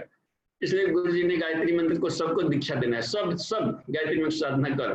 पहले गायत्री मंत्र की दीक्षा में होता था क्या, ऋषियों के समय में, ऐसा काल में थोड़ा कठिन था उन दिनों, और क्योंकि उसमें 4 कर्मकांड एक साथ करने पड़ते थे मंत्र की दीक्षा के समय। पहला गायत्री मंत्र की दीक्षा एक, दूसरा शिखा भी स्थापना करना है, जनेऊ भी लेना है, और चौथा वेद स्थापना भी, चारों मिल करके मंत्र दीक्षा क्रम बनते। और इसी को जिसको पलंजर लगता था कि कहाँ नाम पढ़े हैं या न पढ़े हैं तो वेद कैसे पढ़ सकते हैं करने का, तो वहां पर दिक्कत आती, तो उनको जनेऊ संस्कार लोग नहीं कराते। तो जो श्रमिक वर्ग है ये सब करने का, लेकिन पूज्य गुरुदेव ने सबको कहा कि नहीं, जिनकी जुनून है, जो चाहता है, पहले शुद्धि संस्कार कराया जाता है। कहा कि जिसको इच्छा है कि विद्या को जाने, सबको कहा कि कर सकते हैं। अब देखिए कितना बड़ा ये ऋषि आए कि पूरे संस्कृति को उदाहरक बनकर, महाक्रांति बस, और ये लेकर के दिया। अच्छा नहीं कर सकते अन्य मजहब के, केवल मंत्र दिया, मंत्र दीक्षा हम ला कर लाभ लें, तो सबके लिए एक सरल बनाया, पंक्ति बताया कि ईश्वर को किसी भी नाम से, ऐसा नहीं कोई ओम बोल दिया तो दूसरे लोग ओम नहीं बोलेंगे, कोई बोल सकता अपने। देखिए पहले वेद था कि गांव के गांव वेद नहीं मिलते थे देखने को, और खास घरों में रहते थे केवल वेद, और वही अब देखिए थोक भाव से बिक रहा है, किलो के भाव से बिक रहा है, जिनको जितना मन ले आवे पढ़ना है पढ़े, देखें, ताकि कोई उसके नाम पर हमको श्रद्धा का शोषण न करे, खुद पढ़े, खुद उसको हिंदी में भाष्य कर दी। तो उपासना पर किसी का कॉपीराइट नहीं होता है, साधना पर कॉपीराइट नहीं होता है कि हम ऐसा करते हैं तो आप प्राणायाम कर लिए तो आप प्राणायाम नहीं कर सकते। तुलसी के राम अलग थे तो कबीर दास के राम अलग हैं, वो अपने अलग ढंग को सब लोग अपने, भगवान अपने मेंटलिटी ने कहा कि उपासना की भी पद्धतियां हैं, वो उसको फिक्स नहीं किया गया, हर साधक अपने मेंटलिटी के अनुसार उस तरह, लेकिन मूल तत्व है कि हमको तत्वात्मक ही जानना, इस सर्वव्यापकत्व को हमें टच करना, क्योंकि गुण है उसका, को सर्वव्यापी है, शांति में। अब देखिए 12वां अध्याय भक्ति योग है गीता का, और गीता उपनिषदों का सार है। तो भक्ति योग और राजगुह्य योग दो को कर लेंगे तो तीसरा चौथा चैप्टर बिल्कुल क्लियर हो जाएगा उसमें। भक्ति योग में भी देखिए कह रहा है कि जो साधक वो भक्त मेरा है, जो सारे कर्मों को मुझ में अर्पण करता है, लेकिन हम स्वार्थ भाव से कर रहे हैं, तो भक्ति करते हुए भक्त की श्रेणी में नहीं बन पा रहे। गौड़ी भक्ति है, पूजा पाठ को हमारा ईश्वर खाली पूजा पाठ के रेख पर पड़ा हुआ, तो वहां पर हम गौड़ी भक्ति में तो उसी ढंग का लाभ मिलेगा। पंचामृत भर मिला है, पंचामृत भर शांति मिल गई, लेकिन वो होता है जितना ही उनकी भक्ति की दृढ़ता है। और भी एक जगह कहा दिया, मानसकार की बात कहीं पर आता है उसमें, कहीं उसमें जाने बिना न होई प्रतीति, यानी बिना ज्ञान को श्रद्धा नहीं विकसित है, अब बिना प्रतीति हो नहीं प्रीति, भक्ति नहीं होगी, अब बिना प्रीति नहीं भक्ति दृढ़ाई। तो सबको मूल में देख रहे हैं ना कि ज्ञान घुला हुआ है, जो कि वही कर्म, जानकारी है नहीं और कर्म करने लगे, उल्टा उल्टा करेगा और रिएक्शन कर लेगा। बैल को हल चला रहा है तो पैर काट कुट के आ जाएगा, और देखना है कहीं पर तो वो उल्टा पुल्टा हो जाएंगे ना, मालूम ही नहीं कहाँ गियर है कहाँ क्लच है, जहां पर ब्रेक दबाना था बगल में एक्सीलेटर उस पर लात पड़ गया तो वो तेज और कर देगा। तो ये कॉन्सेप्ट की जानकारी को है कि हर व्यक्ति को उसमें है, तो ज्ञानी भक्त मुझको प्रिय होता है, क्योंकि वो उसके फाल्ट उसमें कम होंगे, और जहां ज्ञानता नहीं होगा। और भक्ति में यदि ज्ञान परक भक्ति नहीं हुई, ज्ञान रहेगा तो इसकी इतनी मजबूत भक्ति होती है कि सुख में दुख में झटकोरे में ईश्वर से दूर नहीं भागेगा, और प्रगाढ़ता बढ़ गई। अनेकों टॉर्चर हमारे जीवन में आते रहते हैं, लेकिन हर बार परीक्षाओं से पास करते गए, युग ऋषि का अनुदान मिलता गया, ऋषियों का वरदान मिलता गया कि बनते, तो हर घटनाक्रम को एक्सेप्ट करता है और उसमें ईश्वर का अनुदान मानता है, साधना का अपना एक चैप्टर मान लेता है साधक, और उस क्रम से आगे बढ़ते जाता है। तो ये अपना एक क्रम बनता है भक्ति को। उसमें भी बताया है कि भक्त वो होते हैं जो मान में अपमान में न हर्षित होता है न द्वेष करता है। कितना आसान है ये बात, न हर्ष होता है, हम लोग दिन भर में न जाने कितना द्वेष कर लेते हैं, कितना हर्ष कर लेते हैं। तो भक्ति करते भी, घंटी डुलाते भी हम भक्त के श्रेणी में नहीं बढ़ पा रहे, क्योंकि उस परिभाषा में खड़े नहीं उतर रहे हैं जो कृष्ण ने कहा है। तो किसी भी ढंग से यदि हम करते हैं समर्पण, तीसरा कि त्याग से मिलता है, और त्याग मैंने फिर अर्थ गड़बड़ाते, उन्होंने कहा कि सिर्फ फलों के त्याग को कहते हैं त्याग। जो भी हम कर रहे हैं उसका हम फलों में, उसमें अनासक्त भाव, ईश्वर का काम समझ कर करें, जो ड्यूटी सामने आ गई ईमानदारी से करे, बढ़िया से करे बात। तो उसमें युद्ध भी आदमी कर रहा है, और युद्ध को भी उसका ड्यूटी मान लिया, युद्ध से भी मोक्ष प्राप्त कर लिया, वो भी मृत्यु मोक्ष का दरवाजा से लेकर, और कहाँ पर चाहे किसान है तो गृहस्थ आश्रम में है तो बाल बच्चा पैदा उत्पन्न करते, तेजस्वी और साधु पुत्रम जनया, वो पुत्र उत्पन्न करके बन गया, पा लिया, न जाने कि भगीरथ कितने पीढ़ियों को तार गया। तो जो अपने ड्यूटी में है उस ड्यूटीफुलनेस को ईश्वर के निमित्त हम करते हो तो ईमानदारी से करेंगे, बढ़िया से करेंगे, आसक्ति नहीं होगा, तो त्याग न ये अमृतत्व से, इस त्याग से, फलाशक्ति त्याग से अमृतत्व को पालेगा। तो ये है कि वो भी हमको पा लेता है। तो देखिए ये आज के चैप्टर्स जो है यहीं पर है, विराम मिलता है। अब हम लोग प्रश्नोत्तरी में आ सकते हैं, क्योंकि आपका समय हो गया है, प्रश्नोत्तरी सेशन शुरू हो गया है। तो ये आधे घंटे का हम लोग प्रश्नोत्तरी सेशन अब रखते हैं। तो उसमें हम लोग अब चाहेंगे कि आपस में कुछ विचार विनिमय करें। जी धन्यवाद। और नितिन जी देखिए आज के एडमिन हैं, नितिन जी कहीं हरियाणा से कर रहे हैं। तो जी देखिए, और चैटिंग में कुछ आया है तो आप पढ़ सकते हैं। जी बाबूजी, चैटिंग में 2 प्रश्न आए हैं अभी। पहले सुरेंद्र जी पूछ रहे हैं कि नियति और निमति क्या है? क्या हम ईश्वर की नियति के अनुसार कर्म करने में विवश हैं?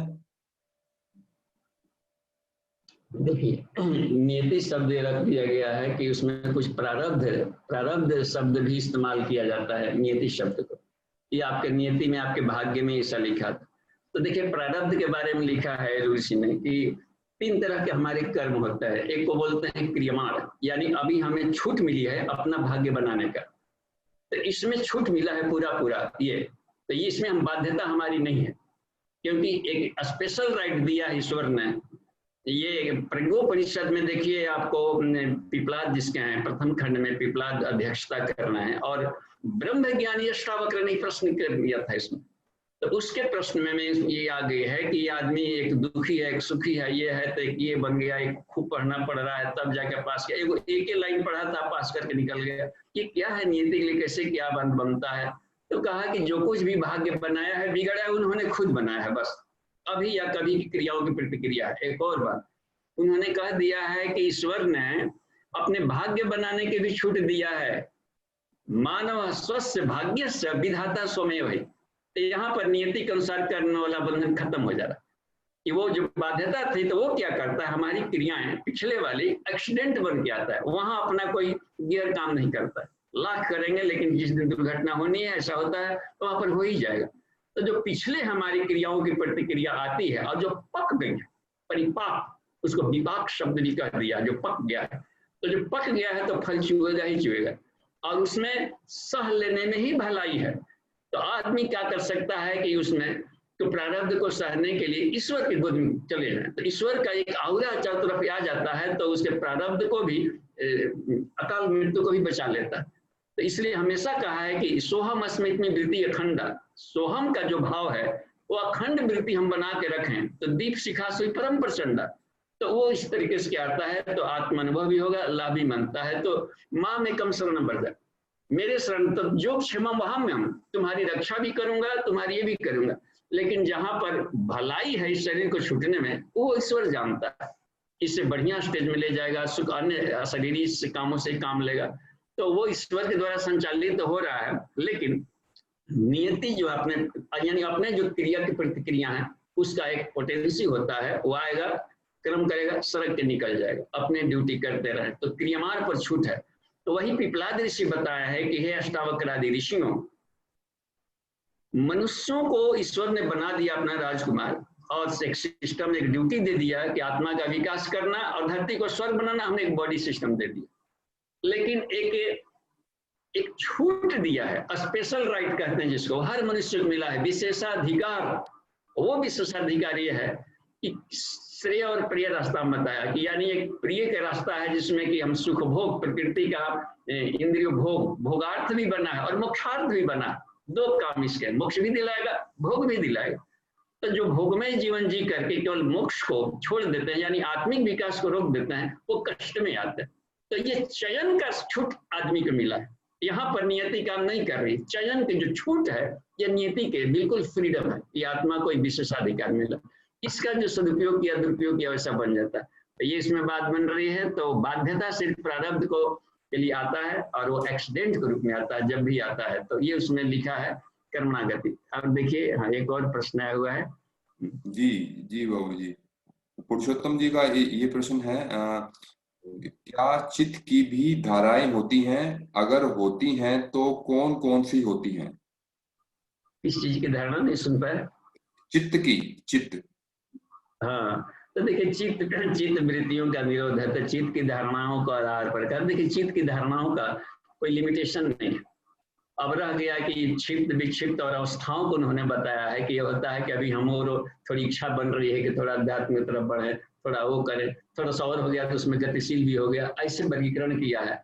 लेकिन चित्त की धारणाएं होती है वो अपने ज्ञान के आधार पर बनता है। जो जो कॉन्सेप्ट बनता है, धारणा कॉन्सेप्टेशन उसका है। कॉन्सेप्ट यानी बचपन से अब तक का क्या ज्ञान दिया गया है माता पिता द्वारा, फ्रेंड सर्किल द्वारा, स्कूल द्वारा, एक तो इसके आधार पर उसकी धारणाएं बनती जाएगी बस। अब सांप को उसको ये कहा गया है कि ईश्वर सर्प का देवता है, अब बंदर है तो बंदर को हनुमान जी बताया गया है या बंदर को मार बंदर आ गया। अब देखिए जाते हैं हमने बनारस, जाइएगा वहां पर देखिएगा तो संकट मोचन में खूब खूब हनुमान जी कूदते रहे बंदर। अब पॉकेट में से कोई छीन भी लेता, आ जाए हनुमान जी कर लो। तो अब उसके दिमाग में फीडिंग क्या दिया गया, उसी उसके आधार पर धारणा है। कुत्ता आ गया तो दूर दूर करके भी भागा, अरे भैरव बाबा आ गया, कोई प्रणाम भी कर लेगा। ऐसी भी बात है, एक नाथ की तरह कुत्ता लेकर रोटी भागा, अरे विष्णु भगवान कहाँ जा रहे हैं, हम तो रोटी सूखल है घी लेकर कटोरी दौड़ रहे। ये जो कॉन्सेप्ट बनता है धारणा, वो बनता है कि उसको पिछले जन्मों से क्या संस्कार लेकर आया है। एक एटमोस्फेरिक माहौल कैसा है, दो माता पिता स्कूल कॉलेज फ्रेंड सर्किल द्वारा क्या शिक्षण दिया गया है, तीन और खुद क्या प्रयास कर रहा है स्वाध्याय, इसके आधार पर धारणाएं बनती है। और इसकी लिमिटेशन नहीं है क्योंकि जितने शरीर और मन का बनावट अलग अलग ईश्वर ने दिया है, उन्हीं का संकल्प एक से अनेक बनने का। तो अपनी धारणा के आधार पर गति बनेगी। तो इस धारणा को यदि हम बदल देते हैं इसमें ब्रह्म विषयक ऊर्ध्वगामी की तरफ में, तो कोई कहीं भी हो निमिष मात्र में बदल जाता है। निमिष मात्र, पलक झपकते, यह स्मृत पुंडरीकाक्षम, पलक झपकते भी ब्रह्मलीन हो सकता है। लेकिन उस पोटेंशियल, उस स्तर का लाइट आवे तो एकदम जला दे। धारणा को मान ली वही कर्म बनते हैं। देखिए अब कोई कर्म हमें कहाँ तक ले जाएगा, हम कर्म कितना बढ़िया करें, लेकिन ब्रह्म के नाते सारे कर्म जल जाते हैं। समिधोग्नि जथा, इसमें जथयन्तिन्दासी समिधोग्नि भस्मसात् कुरुते अर्जुना ज्ञानाग्नि सर्व कर्माणि। अब अनंत जन्मों के कर्म शुभ अशुभ किया है, लेकिन ज्ञान के अग्नि सबको जला देगा। तो इतना बटोरे महल दहला जब जल ही जा रहा है, क्योंकि बिना पाप पुण्य जले वो स्थिति आएगी ही नहीं। तो ज्ञान की अग्नि जलती है और ज्ञान की अग्नि मिलता है, तो यदि वो अलग ज्ञान की धारणा बना लिए, ब्रह्म की यदि धारणा बना लिए, यदि धारण कर लिए सविता को, यानी वहां ब्रह्मवाची है परमात्मा को, तो यह देखा जाता है कि इसके चित्त में यदि वो आ गया, सिर्फ नारायण आ गया, सिर्फ ब्रह्म आ गया, सिर्फ उसका इष्ट आ गया और देवता चित्त न धरे, इसका मतलब है कि जो अपने टारगेट को रख लिया उस धारणा का आधार पर पालेगा। तो यह रहता है, धारणा बहुत काम की चीज है। धारणा ध्यान समाधि में वही मुख्य है, और जैसा चित्त है उसी के आधार पर वो खुद पर्सनालिटी, बस व्यक्ति का पर्सनालिटी उसका चित्त होता है बस। और क्या कैसा गोरा है, चिटा है, लंबा है, कितना पढ़ा लिखा, कोई मायने नहीं रखता। उसके भीतर में क्या धर्म है, उसके विचारों और कर्मों माने, उसके कॉन्सेप्ट के आधार पर इच्छा विचार निकलते रहता, यही उसकी मूल पर्सनालिटी। तो वो निर्भर करता है, अपने पर्सनालिटी को आदमी रिफाइंड कर सकता है। होलिस्टिक पर्सनालिटी रिफाइनमेंट के लिए है पांचों लेयर्स को साफ करने का, इसको ही वेदना कहते हैं। इसमें देखिए वेदांत दर्शन में आज एक भी बात आ गई, उसमें एक और भी आया कि ओम के द्वारा, उद्गीत के द्वारा ब्रह्म को वेद, प्रणवो धनु सरो ही आत्मा ब्रह्म तत्व लक्ष्य उच्चते, और आत्मा को बाण माने और ब्रह्म कहता है कि वेद। तो इसका मतलब है कि ब्रह्म को भी छेदा जा सकता है। वेदना माने छेदना। देखिए वेदना शब्द वहां पर लिया कि वहां छेदने का अर्थ में नहीं है, विलयन, रेजोनेंस, अनुनाद, तादात्म्यता को वेदना कहा गया। तो शब्दावलियों के भी अलग अलग जगहों पर अलग अलग ढंग से प्रयोग है। तो वहां पर तो ये इसका मतलब होता है कि घुल जा, सब्लिमेट उसमें बन जाए, बिल्कुल ये होता है सब्लिमेशन की प्रक्रिया वहां पर बन गई। तो उन शब्दों में है, तो ये है, तो किया जा सकता है। चित्त में धारणा ही मुख्य, बस कि हमने अपनी धारणा को ही बदलना है बस। तो जी ठीक है, धन्यवाद मौर्य जी। जी जी बाबू जी, एक प्रश्न विक्की भैया का है। हाँ वो पूछ रहे हैं कि जन्म मरण की प्रक्रिया कर्म फल स्वरूप होती है, तो प्रथम सृष्टि निर्माण की दृष्टि में कर्म फल की क्या भूमिका रही होगी जो जीवात्मा को अलग अलग योनि मिली? तो अलग अलग योनि जी, धन्यवाद जी को नमन। और देखिए वो तो ईश्वर है, सब कुछ ईश्वरमय है शुरू में, तो वो तो आनंदो हम देखिए उसने अन्नमय की आत्मा, प्राणमय की आत्मा, मनोमय उनकी आत्मा, उसने दिया आनंद में, विज्ञान में उसकी आत्मा आनंद में, और आनंदमय की आत्मा कहा कि नहीं आनंदमय ही ब्रह्म है। देखे और सब लिखा स्व अकामयत, उस आनंदमय ब्रह्म ने कामना की एक वो हम बहुश्यामा, एक से अनेक बनने का। तो जो कुछ भी है आनंद की सृष्टि है, इसमें दुख कहाँ है, कष्ट का है, हमको नहीं उसके साथ तालमेल बिठा रहा है तो दुख कर दिए। और वो खराब क्या है, कोई भी योनि खराब नहीं है, कुत्तों की तरह हमारी ग्रहण शक्ति नहीं है, कितनों साधना कर लेंगे लेकिन वो नहीं आ पाएगी जिससे कुत्ता ने सिद्धि पा ली है। बस मक्खियों की तरह हम भनभना नहीं सकते, हिरण की तरह छलांग नहीं लगा सकते, हाथी का दहाड़ नहीं सकता। किस बात का गुमान है जी, हम आदमी है। तो उनके जानवरों के तो गोबर गोमूत्र भी काम आते हैं, हम लोग के तो वो भी सब काम नहीं आता है बिल्कुल। देखिए तो उस हालत पर देखिए हम कहाँ पर हैं इनके। तो यह निर्भर करती है कि ज्ञान का बुद्धत्व क्या। वो बेचारा भले ही उस योनि में गया है, लेकिन उस योनि में अब काकभुसुंडी कौवे एक शरीर में रहते थे। लोगों ने कहा कि मनुष्य का शरीर पैदा हुआ, आपको मुबारक हो मनुष्य का शरीर, हमने देख लिया मनुष्यों में से तो कलपते और कष्ट है। हमको ब्रह्म ज्ञान मिल गया है तो कोई शरीर है क्या अंदर पड़ रहा है, और बढ़िया है, उड़ उड़ के जाएंगे और कम भोजन से काम चल जाएगा। प्लांटेशन भी करता है हर जगह, हम लोग एक पौधा यहाँ लगाएंगे तो कहते हैं 10 गो लगा दिया। देखिए बाजार में बाहर हर जगह वृक्ष वगैरह लगे हुए, कौन वो सब वही पौधा फूल के ले जाता है, जहां तहाँ उगल देता है, वो डिस्पर्सल ऑफ सीड करता है। हम लोग उसके मेरिट को नहीं देख पा रहे, इसलिए कहते हैं कि इसमें बढ़ गया। और मनुष्य के शरीर में ही कष्ट भोग रहे हो तो कैसे कर सकते हैं किसमें। और कष्ट क्या, एक आदमी है कि कष्ट सहन, थोड़ा सा दुख आया अस्पताल में करा रहा है, भगवान पर नाम ले रहा है। और दुष्पितामह देखिए 1000 को लेकर के मुस्कुरा रहे थे और ब्रह्म ज्ञान दे रहे थे। ब्रह्म ज्ञान आदमी कराते हुए दे सकता है कभी भी, उस ज्ञान की अवस्था में थे। तो अपने को सहने का स्थिति नहीं है, और दुख सुख नाम का है नहीं। आत्मा को जब किसी तरह मार ही नहीं सकते और हर जगह एक ही तत्व है, तो इसी शरीर में इन दुखों में ही कोई इंजॉय लेता है। सुख दुख को एक समान हो, देखिए भक्ति में कह दिया कि सुख दुख एक समान है। तुमको लग रहा है ना दुख है, लेकिन दुख नहीं है, वो 10 गुरु से भी बड़ा है। दुख आ रहा है एक कष्ट, इसी साधक पर आ गया है तो 10 गुरु से अधिक शिक्षा देके चला जाता है। तो टीचिंग ऑफ मेथड और मोड ऑफ टीचिंग है, इसलिए उसका एक नाम रहा हुआ है। तो वो तो आनंद के दूसरा कोई है ही नहीं, तो क्या पैदा किया, कोई पैदा ही कुछ नहीं किए हैं। वो तो एको ब्रह्म द्वितीय ने, दूसरा कुछ है ही नहीं यहाँ पर। वो दृष्टि आ जाएगी तो किसी को नहीं पैदा किया है, वो हमेशा शून्य के रूप में रहता है। अहम जगत वा सकलम शून्यम, ये बुद्धत्व आता है।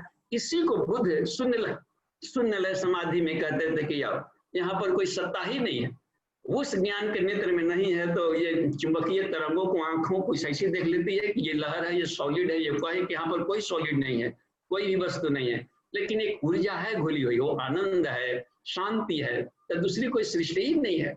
उस ज्ञान के लेयर को है, तो उसमें हम लोग नहीं पहुंच पा रहे हैं। तो लगता है कि इस संसार उत्पन्न किए, कुछ भी उत्पन्न ही नहीं हुआ है, न कहीं पर होता है। संसार कभी उत्पन्न ही नहीं होता है, न कभी विलीन होता है, हमेशा एक जैसा रहता है। अब उस अवस्था में हम लोग वहां पर उस ज्ञान को नहीं छू पा रहे हैं, यानी हमारी साधना उस स्तर का नहीं हो पाई है। हमारा ज्ञान बहिरंग इंद्रियों में था, इधर उधर में ही देखने में, और इसी रोड पर कल्पने में बीत गया। तो यह अपनी कमी है, डिफिशियंसी। लेकिन यहाँ पर कुछ भी अशुभ नहीं है। हर जगह जब ईश्वर सर्वव्यापी है और शांतिमय है, आनंदमय है, तो दूसरी सत्ता कहाँ रही, फिर मैं कहाँ रहा और वो वस्तु कहाँ पर रही। उस वाले बात को देखिए, प्रेयर में बोलते हैं बस ये हर जगह कि उनको ईश्वर को सर्वव्यापी मान करके, और बोलते भी रहते हैं हरि व्यापक सर्वत्र समाना कहते भी रहते हैं, और हर जगह हरि है तो वस्तु कहाँ रहा। देखते हैं ना, जब हर जगह को हरि व्यापक सर्वत्र समाना, हर जगह जब सिया राम में सब जग, तो कुकुर बिलार कहाँ रहा यहाँ पर, और ये सब कहाँ वस्तु रही। तो उस लेयर पर हम लोग नहीं अपनी ज्ञान चेतना, और वो हर जगह भूला है। तो अब समझिए कितनी बात थी। यहाँ पर हर जगह आनंद और शांति है, और कहीं पर दुख नहीं है, कहीं पर कष्ट नहीं है। अपनी डिफिशियंसी को दूसरों पर थोप देते हैं बस। जी धन्यवाद जी बाबूजी। इसी प्रश्न थे ना, एक प्रश्न हमारा है। हाँ जी, जैसा कि विक्की भैया ने जो पूछा है, तो अगर जब इस सृष्टि का जो है नाश होता है, जब प्रलय आती है तो हम ये मानते हैं कि सब कुछ जो है परमात्मा में ही समा जाता है, सब कुछ समा गया। तो उसके बाद जब नया जीवन नई सृष्टि के रूप में शुरू होता है तो उस समय जो है प्रत्येक योनि के प्राणियों की जो है कर्म फल के अनुसार जो है अलग अलग जो कंडीशन रही होगी, जो कि सभी कुछ परमात्मा में विलीन हो गया। पर जब फिर एक नई सृष्टि का आरंभ हुआ तो उस समय क्या जो है वो चीज भी उसमें बेटर करेगी कि उसको जो है ये वाली योनि मिलेगी या कोई दूसरी योनि मिलेगी? जी, अब देखिए इसको ऐसे समझिए कि ये जो प्रलय की जो बात कही गई है, तो इसमें प्रलय नहीं, गहरी निद्रा में गया है वो। तो नींद में कोई व्यक्ति सोता है फिर जगता है तो याद रहता है कहाँ पर काम छोड़ के आए थे, कहाँ कैसा था। तो ये जो प्रलय की बात करती है, प्रलय दोनों तरह होता है। एक ब्रह्मलीन होता है कि बिल्कुल ही वो ये बॉडी सिस्टम से बाहर निकल गया, वो सिर्फ रह गया, बॉडीलेस बॉडी हो गया, उसका विलियन अलग ढंग से फील करेगा। लेकिन यदि हम केवल फिजिकल बॉडी गायब हुआ है, वो इसे करके अब नया बनाना होता है, जर्जरा गया, लेकिन बनाएगा तो उसके कर्मफल के आधार पर, क्योंकि सपना देख करके सोया है ना कि कल हमको जिंदा रहना है, कल वो करेंगे, तो वो अपनी जो कामनाएं हैं, यह प्रकृति है जो मूल प्रकृति, वो जीवों के अनुसार उसके भोग और मोक्ष के लिए बनी है, इसलिए उसी के प्रारब्ध के अनुसार फिर वो बनते जाएगा।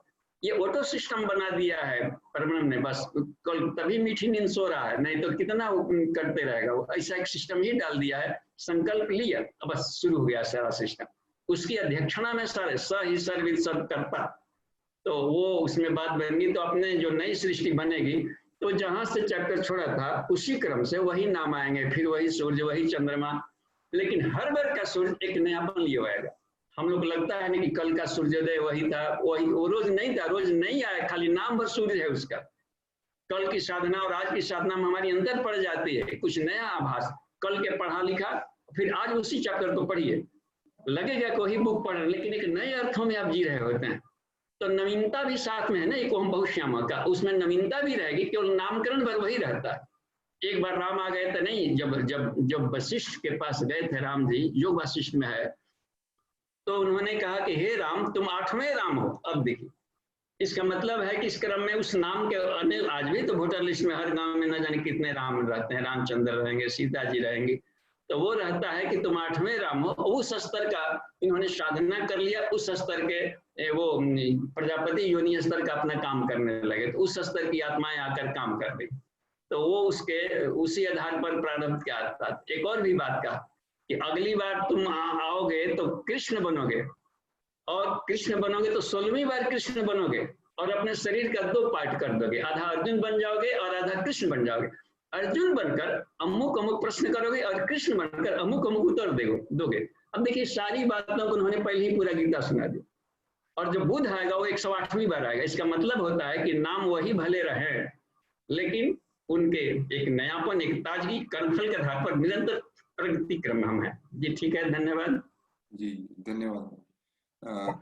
बाबू जी एक प्रश्न अभी दुबे भैया का है, वो पूछते हैं कि जगत के व्यवहारिक जीवन में सोहम अर्थात आत्मानुभूति की स्थिति सतत बनाए रखने के लिए हमें क्या करना चाहिए कि जिससे किसी भी कर्म को करते हुए उसमें लिप्तता अर्थात चिपकाव न होने पाए?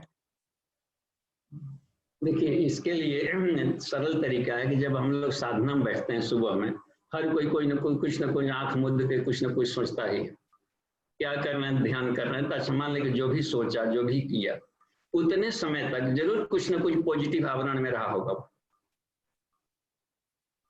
कुछ तो जरूर एक शांति का फील किया होगा अपने ढंग का मेडिटेशन करके। अब आंख खोलने के बाद उसको थोड़ा सा 10 मिनट और बनाए रखें, फिर 15 मिनट बनाए रखें, 1 घंटा तक उसी फेज में रहे, यहाँ तक कि जब शराब खाने से जाता है, खूब पी करके निकलता है, तो पता चल जाता है उसके कहाँ से आ रहा है, आंखें बढ़ रही, पैर यहाँ रखना चाहता है वहाँ रखा जाता है, जो बोलना सब देखना, आप पता चल जाता है कि ये आ रहा है। तो हम भी जब उपासना से उठे तो पता चलना चाहिए कि उपासना से आ रहा है, और 1 घंटा नहीं, 2 घंटा नहीं, 4 घंटा, 10 घंटा, 20 घंटा, 24 घंटा वो गंध आते रहनी चाहिए। तो उस मेंटलिटी में हम रहते हैं, तो हम भुलक्कड़ी स्वभाव का आदमी है, तो जहां भुलक्कड़ी आए तो बार बार स्मरण कर, जिससे हम लोग कैसे किन्हीं को ये बैठने की आदत है, थोड़ा सा ये ऐसे ऐसे झुकुर के बैठे, तो अब ध्यान से ऐसे बैठे, तो जहां जहां भुला गए कहाँ कहाँ फिर याद कर ले। तो ये जो मेमोरी वाला जो बात है, स्मरण, तो वो हमें बार बार चुंबकत्व लाता है।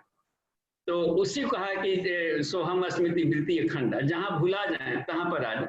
लेकिन ऐसे नहीं तो खाली जरूरत पर आएगा, जहां रास्ते में गया डर लगेगा तो हनुमान जी के नाम लगेगा, भूत पिचास सब जय ओम हम जय हनुमान के अनुकूल साथ, मेमोरी आया तबे ना जी, पढ़ा हुआ था मेमोरी में आ गया। तो इस मेमोरी को हम यूं ही बनाए रखेंगे तो मेमोराइजेशन ये काम आ जाता है कि बस कि अपने भुलकड़ी को बीच बीच में याद करते रहे, मैं ये नहीं वो। अच्छा मान लीजिए कि कोई अटपटा चीज आ गया, किंग करता विमूढ़, तो हमारे कोई तो आदर्श होंगे, पूज्य गुरुदेव होंगे या कोई जो भी अपने को कोई अपना इष्ट मानते ही हमारा आदर्श, या जो भी भगवान जी अपना आदर्श। तो ये सोचिए कि यहाँ पर हमारे भगवान जी रहते तो क्या डिसीजन लेते। तो जरूर है कि पहले से बेटर बेटर डिसीजन होगा। यहाँ पर पूज्य गुरुदेव रहते तो क्या डिसीजन लेते। तो ये इस भुलकड़ी में यदि हम कम से कम पढ़े तो अच्छी बात होगी जी। देखिए एक प्रश्न आया है फ्रॉम एवरीवन। जी बाबू जी, ये सुरेंद्र भैया का प्रश्न है। ये पूछ रहे हैं कि अर्जुन और कृष्ण कैसे एक हैं, फिर अर्जुन को विषाद क्यों हुआ। अब देखिए कोई फिल्म आप देखे होंगे सुरेंद्र जी, तो इसमें डबल रोल नहीं देखते हैं हीरो का, एक बन जाता है आस्तिक, एक बन जाता है नास्तिक। एक हीरो रहता है कि नहीं, दो पाठ करने वाला। तो उनको एक फ्री में फिल्म बनाना है ताकि हम लोग को फ्री में फिल्म देखें। तो वो क्या बोलते हैं कि वो मल्टी रोल, सारा रोल अपन लिखिए, क्योंकि दूसरा कोई है ही नहीं तो किसको बुला लें। तो हनुमान जी बन, तू ये बन, तू रावण बन, तू खरदूषण बन। जब दो रहता तब न बनाते, वही एक है। तो साफ है कि अपने सारे रोल करने पड़ेंगे इमेज का। तो कुछ वैसा मिरर बना दिया, अलग अलग रूप बना ली, कल्पना कर दी, मन को ढेर सारा ये कर लिए। उनमें गुण है ऐसा कि अपने भीतर से अनंत निकाल सकते हैं, ऊर्जा है उनके भीतर में। तो ऊर्जा में थोड़ा सा ब्लास्ट कर देंगे सोच करके, वैसा ऐसा बन जाएगा। और वो सभी ऊर्जाएं है रूप में अपने देख रहे हैं, वेव्स है, तरंगे हैं, ऊर्जा है काम कर, लेकिन एक ही ईश्वर सारा रोल कर रहा है। तो अपने को इमेज निकाल सकता है। कुछ गुरुदेव एक बार बोले थे कि मैं एक जगह 5 जगह प्रवचन कर रहा। हम गए थे मध्य प्रदेश का दौरा में थे उन दिनों, वो करीब 84-85 की बात होगी, नहीं 83-84 की बात है। तो उसमें एक ने बताया कि यहाँ पर भी थे, प्रवचन दे रहे थे और 30 किलोमीटर दूर वहां भी दे रहे थे, फोटो भी लोग देखा। तो ये कहे कि गजब, तो ये बात बन रही है कि कृष्ण एक ही शरीर से सारे गोपिकाओं के साथ रह रहे। ये भी इसका एक साइंस है। एनर्जी इक्वेशन होता है ना, किसी को mu equal to mc square, यदि अपने आप को आपने प्रकाश की गति से भी यदि बना देते हैं, c स्क्वायर कर डालें तो ऊर्जा बन जाता है। और एक ही व्यक्ति अनेकों जगह रह सकता है, तो अपने उसमें वेरिएशंस भी कर सकता है, तरह तरह का रूपांतरण तो अपने ही बॉडी से निकाल सकते हैं। देखते हैं दुर्गा कोई आता है तो कहीं कहीं सीरियल भी देख रहे होंगे, वो भी देखते हैं, हमें तो बड़ा अच्छा दिखाता है, विष्णु सो रहा है और किसी को अवतार निकला है तो एक और विष्णु निकल कर जा रहा है उससे, और सोया हुआ जो कहता है ये निकल करके जा करके उधर अपना रोल काम कर और कह रहा था कि देखो तुम्हारे साथ अर्जुन, तुम्हारे साथ जो कृष्ण है वो भी मेरा ही अंश है और तुम ही मेरे ही अंश हो। एक शिक्षक बन गया, गुरु जी बन गया, मिलकर काम करते। क्यों और यू द्वा सुपर्णा सैजा सुखाया, सखाया है ना इसमें मुंडकोपनिषद में, द्वा सुपर्णा सैजा सुखाया सखाया, मित्र भाव से दो साथ में रह रहे हैं, दो सुंदर डैनों वाले पक्षी सुपर्णा सयुजा साथ साथ रहते हैं, कभी अंतर नहीं पड़ता। यानी सारे जीव और शिव एक ही अंतःकरण में दोनों साथ साथ हैं। छाया धूप की तरह कहा उन्होंने, उसको छाया धूप कह दिया, इन्होंने पक्षी कह दिया उन्होंने। द्वा सुपर्णा सयुजा सखाया समानम वृक्षम, एक ही शरीर में वो रह रहा है। तो उनके लिए तो पूरा शरीर ही एक ही शरीर है, उसमें अपना रह सकते हैं अनंत विस्तार में। ये उनकी लीला है और वो कर सकते हैं, एक ही में से बॉडी में से निकाल सकते हैं, मिरर इमेज निकाल सकते हैं। आप कहीं कहीं जाएंगे ऐसे दुकानों में देखेंगे ढेर सारा शीशा लगा हुआ है, एक जगह देखिएगा तो अनेकों लिखता है कि हम 100 बन गए। तो इसी तरीके से वो अपना काम ले सकता है, तो वो उनमें गुण है, ये कर सकते हैं। तो उत्तर मिल गया जी, धन्यवाद। हाँ, और आनंद भी मिला, उत्तर भी मिला जी, थैंक यू। पूज्य गुरुदेव को थैंक यू बोलिए जी। जी बाबूजी, एक प्रश्न विपिन भैया का है। वो पूछते हैं कि उपासना, साधना एवं आराधना, इसमें आराधना का क्या अर्थ है। आराधना का मतलब होता है एप्लीकेशन, विज्ञान की भाषा में टेक्नोलॉजी खोजिए। उपासना का मतलब होता है उसमें किसी कॉन्सेप्ट को समझना जिसमें होता है, उसके बाद में यानी कि उसको हम ये सब कर सकते हैं कि उसको करीब जाना, यानी किसी बात को हम समझना, अध्ययन करना, पालना, कॉन्सेप्ट को ग्रहण कर लेना बात बनती है, किसी चीज को समझने की बात बनती है उसमें, यानी उसमें तो कंसेप्ट को समझना, अंडरस्टैंड करना। और साधना माने डाइजेशन, खुद अपने भीतर में उसको वैसा बनने के लिए प्रैक्टिकल कर लेना। और यदि बन गए तो आराधना, एप्लीकेशन करना, लोक सेवा। आराधना माने लोक सेवा, यानी एप्लीकेशन कीजिए पढ़ाई लिखाई का। पढ़े हैं विद्यार्थी जीवन में, उपासना किए हैं, और साधना भी अपने आप को भी बिल्कुल ब्रह्मचर्य करके बलिष्ठ बल विद्या संस्कार से बना लिया। तो गृहस्थ आश्रम आता है कि एप्लीकेशन करो पढ़ाई का। इंजीनियर है तो पुल बनाओ, रोड बनाओ, ये सब करो। डॉक्टर है तो ये सब करें, मरीजों का लाभ दें। एप्लीकेशन को ही आराधना करते हैं। क्लियर? जी है। हाँ, उसमें रह जाता है इस बात में। उसमें अप्रोच दे, 3 शब्द का प्रयोग किए हैं कुछ गुरु अंग्रेजी में। अप्रोच, डाइजेस्टेड एंड रियलाइज्ड, बस 3 शब्दों का प्रयोग किया है उसमें। तो इसी को कहते हैं प्राप्त, ग्रसित। और इसमें कह दिया है कि उसमें चारों तरफ से जो आवृत करके रहते, उसके लिए एक शब्द का उन्होंने प्रयोग किया है। जी जी बाबूजी, अभी और कोई तो नहीं है प्रश्न? बाबूजी एक प्रश्न जो है, एक प्रश्न और है मेरा भी। वो जैसा कि आपने अभी जो है प्रति प्रसवन के बारे में बताया, तो उसमें जो है जो जो हमारा मन जो है वो बुद्धि में विलीन हो जाता है, फिर बुद्धि हमारा जो है प्राण में, फिर वो आत्मा और फिर परमात्मा में सब विलीन होता है। तो इन सब के जो कॉन्सेप्ट को समझने के लिए जो है, जैसे जो है वेदों में जो है वो 7 डायमेंशन बताए गए हैं। तो अब अभी तक जैसे जो है हम लोग 4 डायमेंशन के बारे में जानते हैं, तो क्या जो 5, 6, 7 जो 5, 6, 7 डायमेंशन जो है, तो क्या वो डायमेंशन को समझने से जो है इसको समझने में हेल्प मिल सकती है? हाँ देखिए, हाँ वो अलग अलग इसमें तो प्राण के हैं ना, सारा संसार प्राण का विस्तार है। गायत्री वाइदम सर्वमय से बोला, गायत्री कहते हैं प्राण को। तो प्राणिक एनर्जी से सारा का सारा ये घुला हुआ है। और प्राण के जो 7 इसमें बताए गए हैं, 7th डायमेंशनल कर दिया गया है, भू भुव स्वः मह जन तप सत्यम। तो इसी को शरीर के भीतर में चक्रों के माध्यम से, तो 7th डायमेंशनल सबसे मैक्सिमम माना जाता है। और 3 डायमेंशनल भी कह दिया। तो इसमें समझिए कि 7 को 3 भाग में पढ़ा रहा है। तो 7th बॉडी है, 5 कोष कह दिया, तो 5 चैम्बर है जिसमें कि 7 बॉडी है। जैसे फिजिकल हम लोग देख लिए, इथरिक हो गया। लेकिन जो मनोमय कोशिश में 2 बॉडी होता है, एक होता है एस्ट्रल बॉडी, एक मोनेडिक होता है। यानी 2 तरह के आदमी होते हैं, एक प्रोफेसर स्तर का होंगे, तो एक फिजिकल में साइंटिस्ट भी होंगे, रिसर्च स्तर के होंगे, रिसर्च स्कॉलर्स होंगे। तो ये 2 लेयर कर दिया। इसी तरीके से जो कॉस्मिक है, भावनाओं वाला, इसमें भी 2 लेयर होता है। एक तो स्पिरिचुअल बोल दिया जाता है, कॉस्मिक बोलते हैं इसमें। एक साधारण संत लोग होते हैं जो, लेकिन एक ऋषि स्तर का भी होता है जो संत भी होता है, और सूक्ष्म जगत से संपर्क जुड़ करके, और वो सृष्टि नियामक व्यवस्था में भी सहयोग करता है। तो इस तरीके से 6 इसमें हो जाते हैं, और 7वां बॉडीलेस बॉडी कहा जाता है आनंदमय को। तो ये है 7th है बॉडीज, उसमें रख लिया गया है। लेकिन 3 भाग में पढ़ा सकते हैं। जो ऑर्बिट्स बनाए जाते हैं ना परमाणुओं के, तो 7 ही मैक्सिमम बनाए जाते हैं उसमें। इसी में केवल इलेक्ट्रॉन्स वगैरह की संख्या घटती बढ़ती रहती है। तो यह है, तो 7th डायमेंशनल करके पढ़ा दिया गया है। अच्छा, ये 7th कैसे बना? एक बार इसको कुछ गुरुदेव ने एक जगह इसका ओम पर विवेचना में लिखा है कि ओम जिन्होंने इको हुआ प्रकृति से ब्रह्म का जब मिलन, तो जहां टकराएगा, क्योंकि सचित आनंद है, तो उसमें 3 तरह के प्रकाश निकलेगी, प्रकाश तरंगे निकल रही। तो तरंगे आपस में टकराती है, फ्यूजन होता है। जब टकराती है तो कोई ना कोई साउंड निकलता है। तो सच्चित आनंद का जो मिश्रण है, एक बम्बार्डिंग आपस में कॉलिजन होता है, वहां पर एक ओम ध्वनि निकली। तो ओम ध्वनि होता है, तो क्या किया ओम? ओम भी वो 7 बार इको किया, ओम ओम ओम ओम ओम। यही 7th डायमेंशनल बन गई सृष्टि। तो इस तरीके से आवाज ही बन जाता है, विभिन्न वो कॉस्मिक के परतें बन जाती है चेतना की, और वही जाकर के कोई विजिबल है, कोई नॉन विजिबल है, ऐसे करके बनता है। तो विज्ञान तो जो विजिबिलिटी है उसकी यात्रा करता है अभी, क्योंकि उनको मशीनों से देखना है, जांचना। जहां तक है पृथ्वी का ठीक है, जल में भी अपना अपना काम कर रहा है। अग्नि तत्व वही, अग्नि पर मिसाइल बन, अग्नि तत्व भी चल रहा है। और धीरे जाकर के वायु तत्व में भी अपने खोज चल रहे हैं, तो इसमें भी अपनी पकड़ बन गई। आकाश तत्व में जब आकर के बात आ गई है, तो आकाश तत्व में फिर तरंगे आ गया और ऊर्जा आ गया, इधर कहते हैं आकाश को। अब वहां पर आकर के एनर्जी क्वांटा तक पहुंच गए। अब लेकिन इस ऊर्जा में से जो तरंग निकल रहा है, कैसे निकल रहा है? एटनंडम को भी क्वांटा बोलते हैं, एटनंडम। लेकिन एटेंडम यहाँ कुछ भी नहीं हो रहा है, सब प्लांट वे में चल रहा है।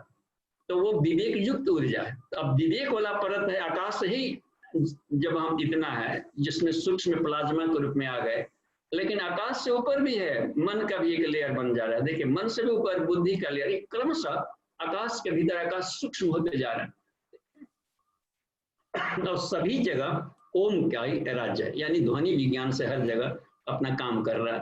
तो इस तरीके से उसमें 7th डायमेंशन करके तो मैक्सिमम होता है, जिससे कि नीचे साइंस में एक एवरेडी साइंस हो गया, 2 पन्ना हो गया, फिजिक्स का 2, केमिस्ट्री का 2, बायो का 2, जूलॉजी का 2, प्लांट का 2, समाजशास्त्र, इस सब का थोड़ा थोड़ा आपने ला दी।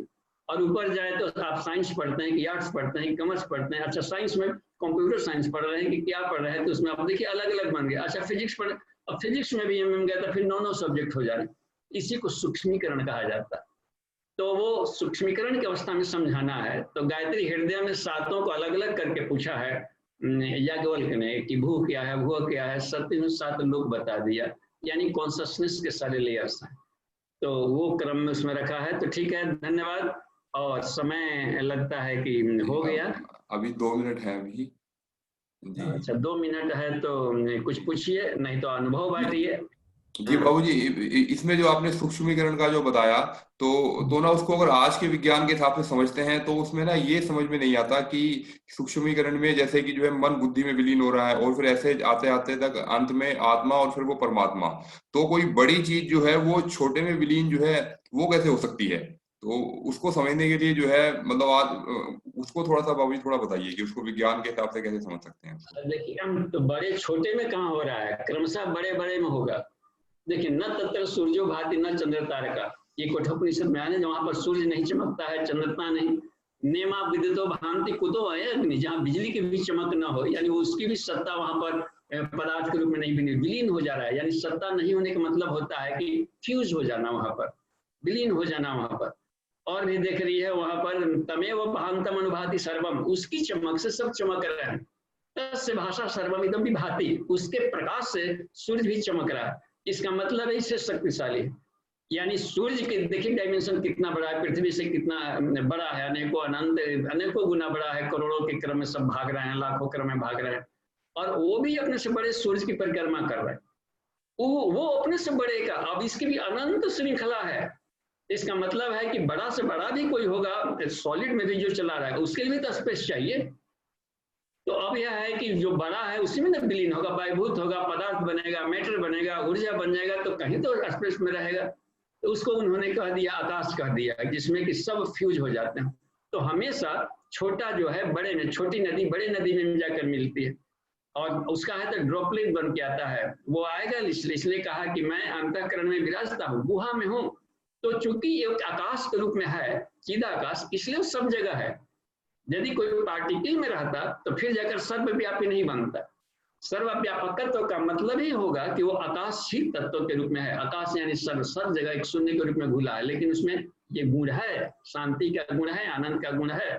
तो उसी तरह मेडिटेशन करने पड़ता है। जैसे मान लीजिए कि आपको मेडिटेशन की शैली बता, जो बिल्कुल ही भोले, बस सोहम साधना कैसे करें, बिल्कुल भोले, बिल्कुल ग्रास रूट के, नहीं पढ़े लिखे कुछ भी, वो भी सोहम साधना कर सकते हैं। उनके लिए इतना बड़ा वेद वगैरह का कोई पढ़ाई की जरूरत नहीं है। अपने को केवल 3-4 बार गहरा सांस, तो हर कोई ले रहा है, गहरा सांस ले, सोचे कि हम साफ सुथरा हो रहे हैं, बस 3-4 बार गहरा सांस ले लिए, फिर अपने आप को बिल्कुल आकाश मान लीजिए भीतर से, बस आकाश है, और अपने को आत्मा को छोटे सूर्य के रूप में चमकते देखिए, और बार बार सोचिए कि मैं ईश्वर का बेटा हूँ, ईश्वर का अंश हूँ, बस मैं अमर हूँ, यानी मैं मरता कभी नहीं हूँ, ऐसा सोचते रहे। अमर शब्द नहीं आ रहा है तो मरता नहीं, बुढ़ाता नहीं हूँ कभी, तो ये अजर उसको बोल दिया मैं। और फिर जाकर के त्रिगुण रहितम हूँ, तो इसमें निर्गुण हो, निर्गुण माने हम चाहे सत्य में हूँ, रज में हूँ, रमण में, कोयला का करूँ बिजनेस या कुछ भी करूँ, मैं कहीं भी रहता हूँ तो लेटाता नहीं हूँ, मैं शुद्ध होता ही नहीं हूँ, शुद्ध हूँ, पवित्र हूँ, कभी भी अपवित्र नहीं होता। अब इस तरीके से न कहीं थकता हूं, तो ऐसा सोचेंगे 1 मिनट भी तो नहीं चार्ज हो जाएंगे। तो उन गुणों को स्मरण करने को सोहम साधना करते, कितना सरल है। या मान लें कि चक्रों को जागरण कर रहे हैं, अगले सेशन में हम लोग इस पर काफी गहन क्लासेज चलाएंगे विज्ञान में कोर्स के सेशन में। तो अब ये रह गया है सेमेस्टर, तो उसमें अब एक एक चक्रों का मेडिटेशन करें। अपने आप को यदि हम मानते हैं आत्मा, तो पूरे पृथ्वी को अपना बॉडी माने, क्रमशः उठिए। अपने आप को आत्मा माने तो पृथ्वी को, पूरे जल को, क्योंकि जल से हमेशा पृथ्वी कम है। देखना 7 हिस्सा जल है तो उसमें 1 हिस्सा 3 पृथ्वी बन जा रही है। तो ये जो बात मैंने थोड़ा सा, ये त्रिसप्ता, 3 हिस्सा वो बनता है तो 1 हिस्सा ये रहता है सॉलिड। त्रिपादस्यामृतम पादों से विश्वाभूता में देखिए, 1 हिस्सा में सारा अनंत ब्रह्मांड है और 3 हिस्सा बिल्कुल अमृत में प्रकाश है। तो अब यह रह जाता है कि वो उसमें विलीन कर सकता है। तो इसी तरीके से फिर अग्नि, आप अपने को आत्मा मानते हैं तो पूरा अग्नि ही, सारे ब्रह्मांड में अग्नि है, वो मेरा बॉडी है। अपने आप को यदि आत्मा माने तो क्रमशः सभी वायु है, जितना सारे सृष्टि के जो हवाएं हैं वो मेरा बॉडी। अपने को आत्मा माने तो फिर सारा आकाश ही अपना बॉडी है। अब देखिए तो अपने को सर्वव्यापी बन जाएंगे कि नहीं, फिर सारा संसार अपने में आएगा और आकाश हर के हृदय में है। और भी अपने मानिए कि अपने है, पूरा मन ही अपना बॉडी है, आत्मा पूरी बुद्धि ही अपनी बॉडी है, पूरे प्राण ही अपना बॉडी है, और आत्मा हो और अपने भीतर में भी परमात्मा परब्रह्म है और उसके प्रकाश में प्रकाशित हो रहा है, आत्मा का भी आत्मा। तो क्रमशः कुंडलिनी जागरण के प्रोसेस में मेडिटेशन करने पड़ते हैं। तो ध्यान जो भी रखे आप वेदांत में। आइए आप शांति पाठ करें। Thank you.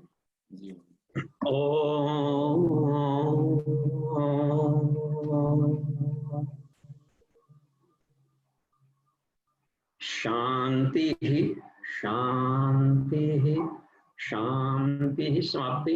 प्रणाम। धन्यवाद बाबूजी और सभी पार्टिसिपेंट को प्रणाम।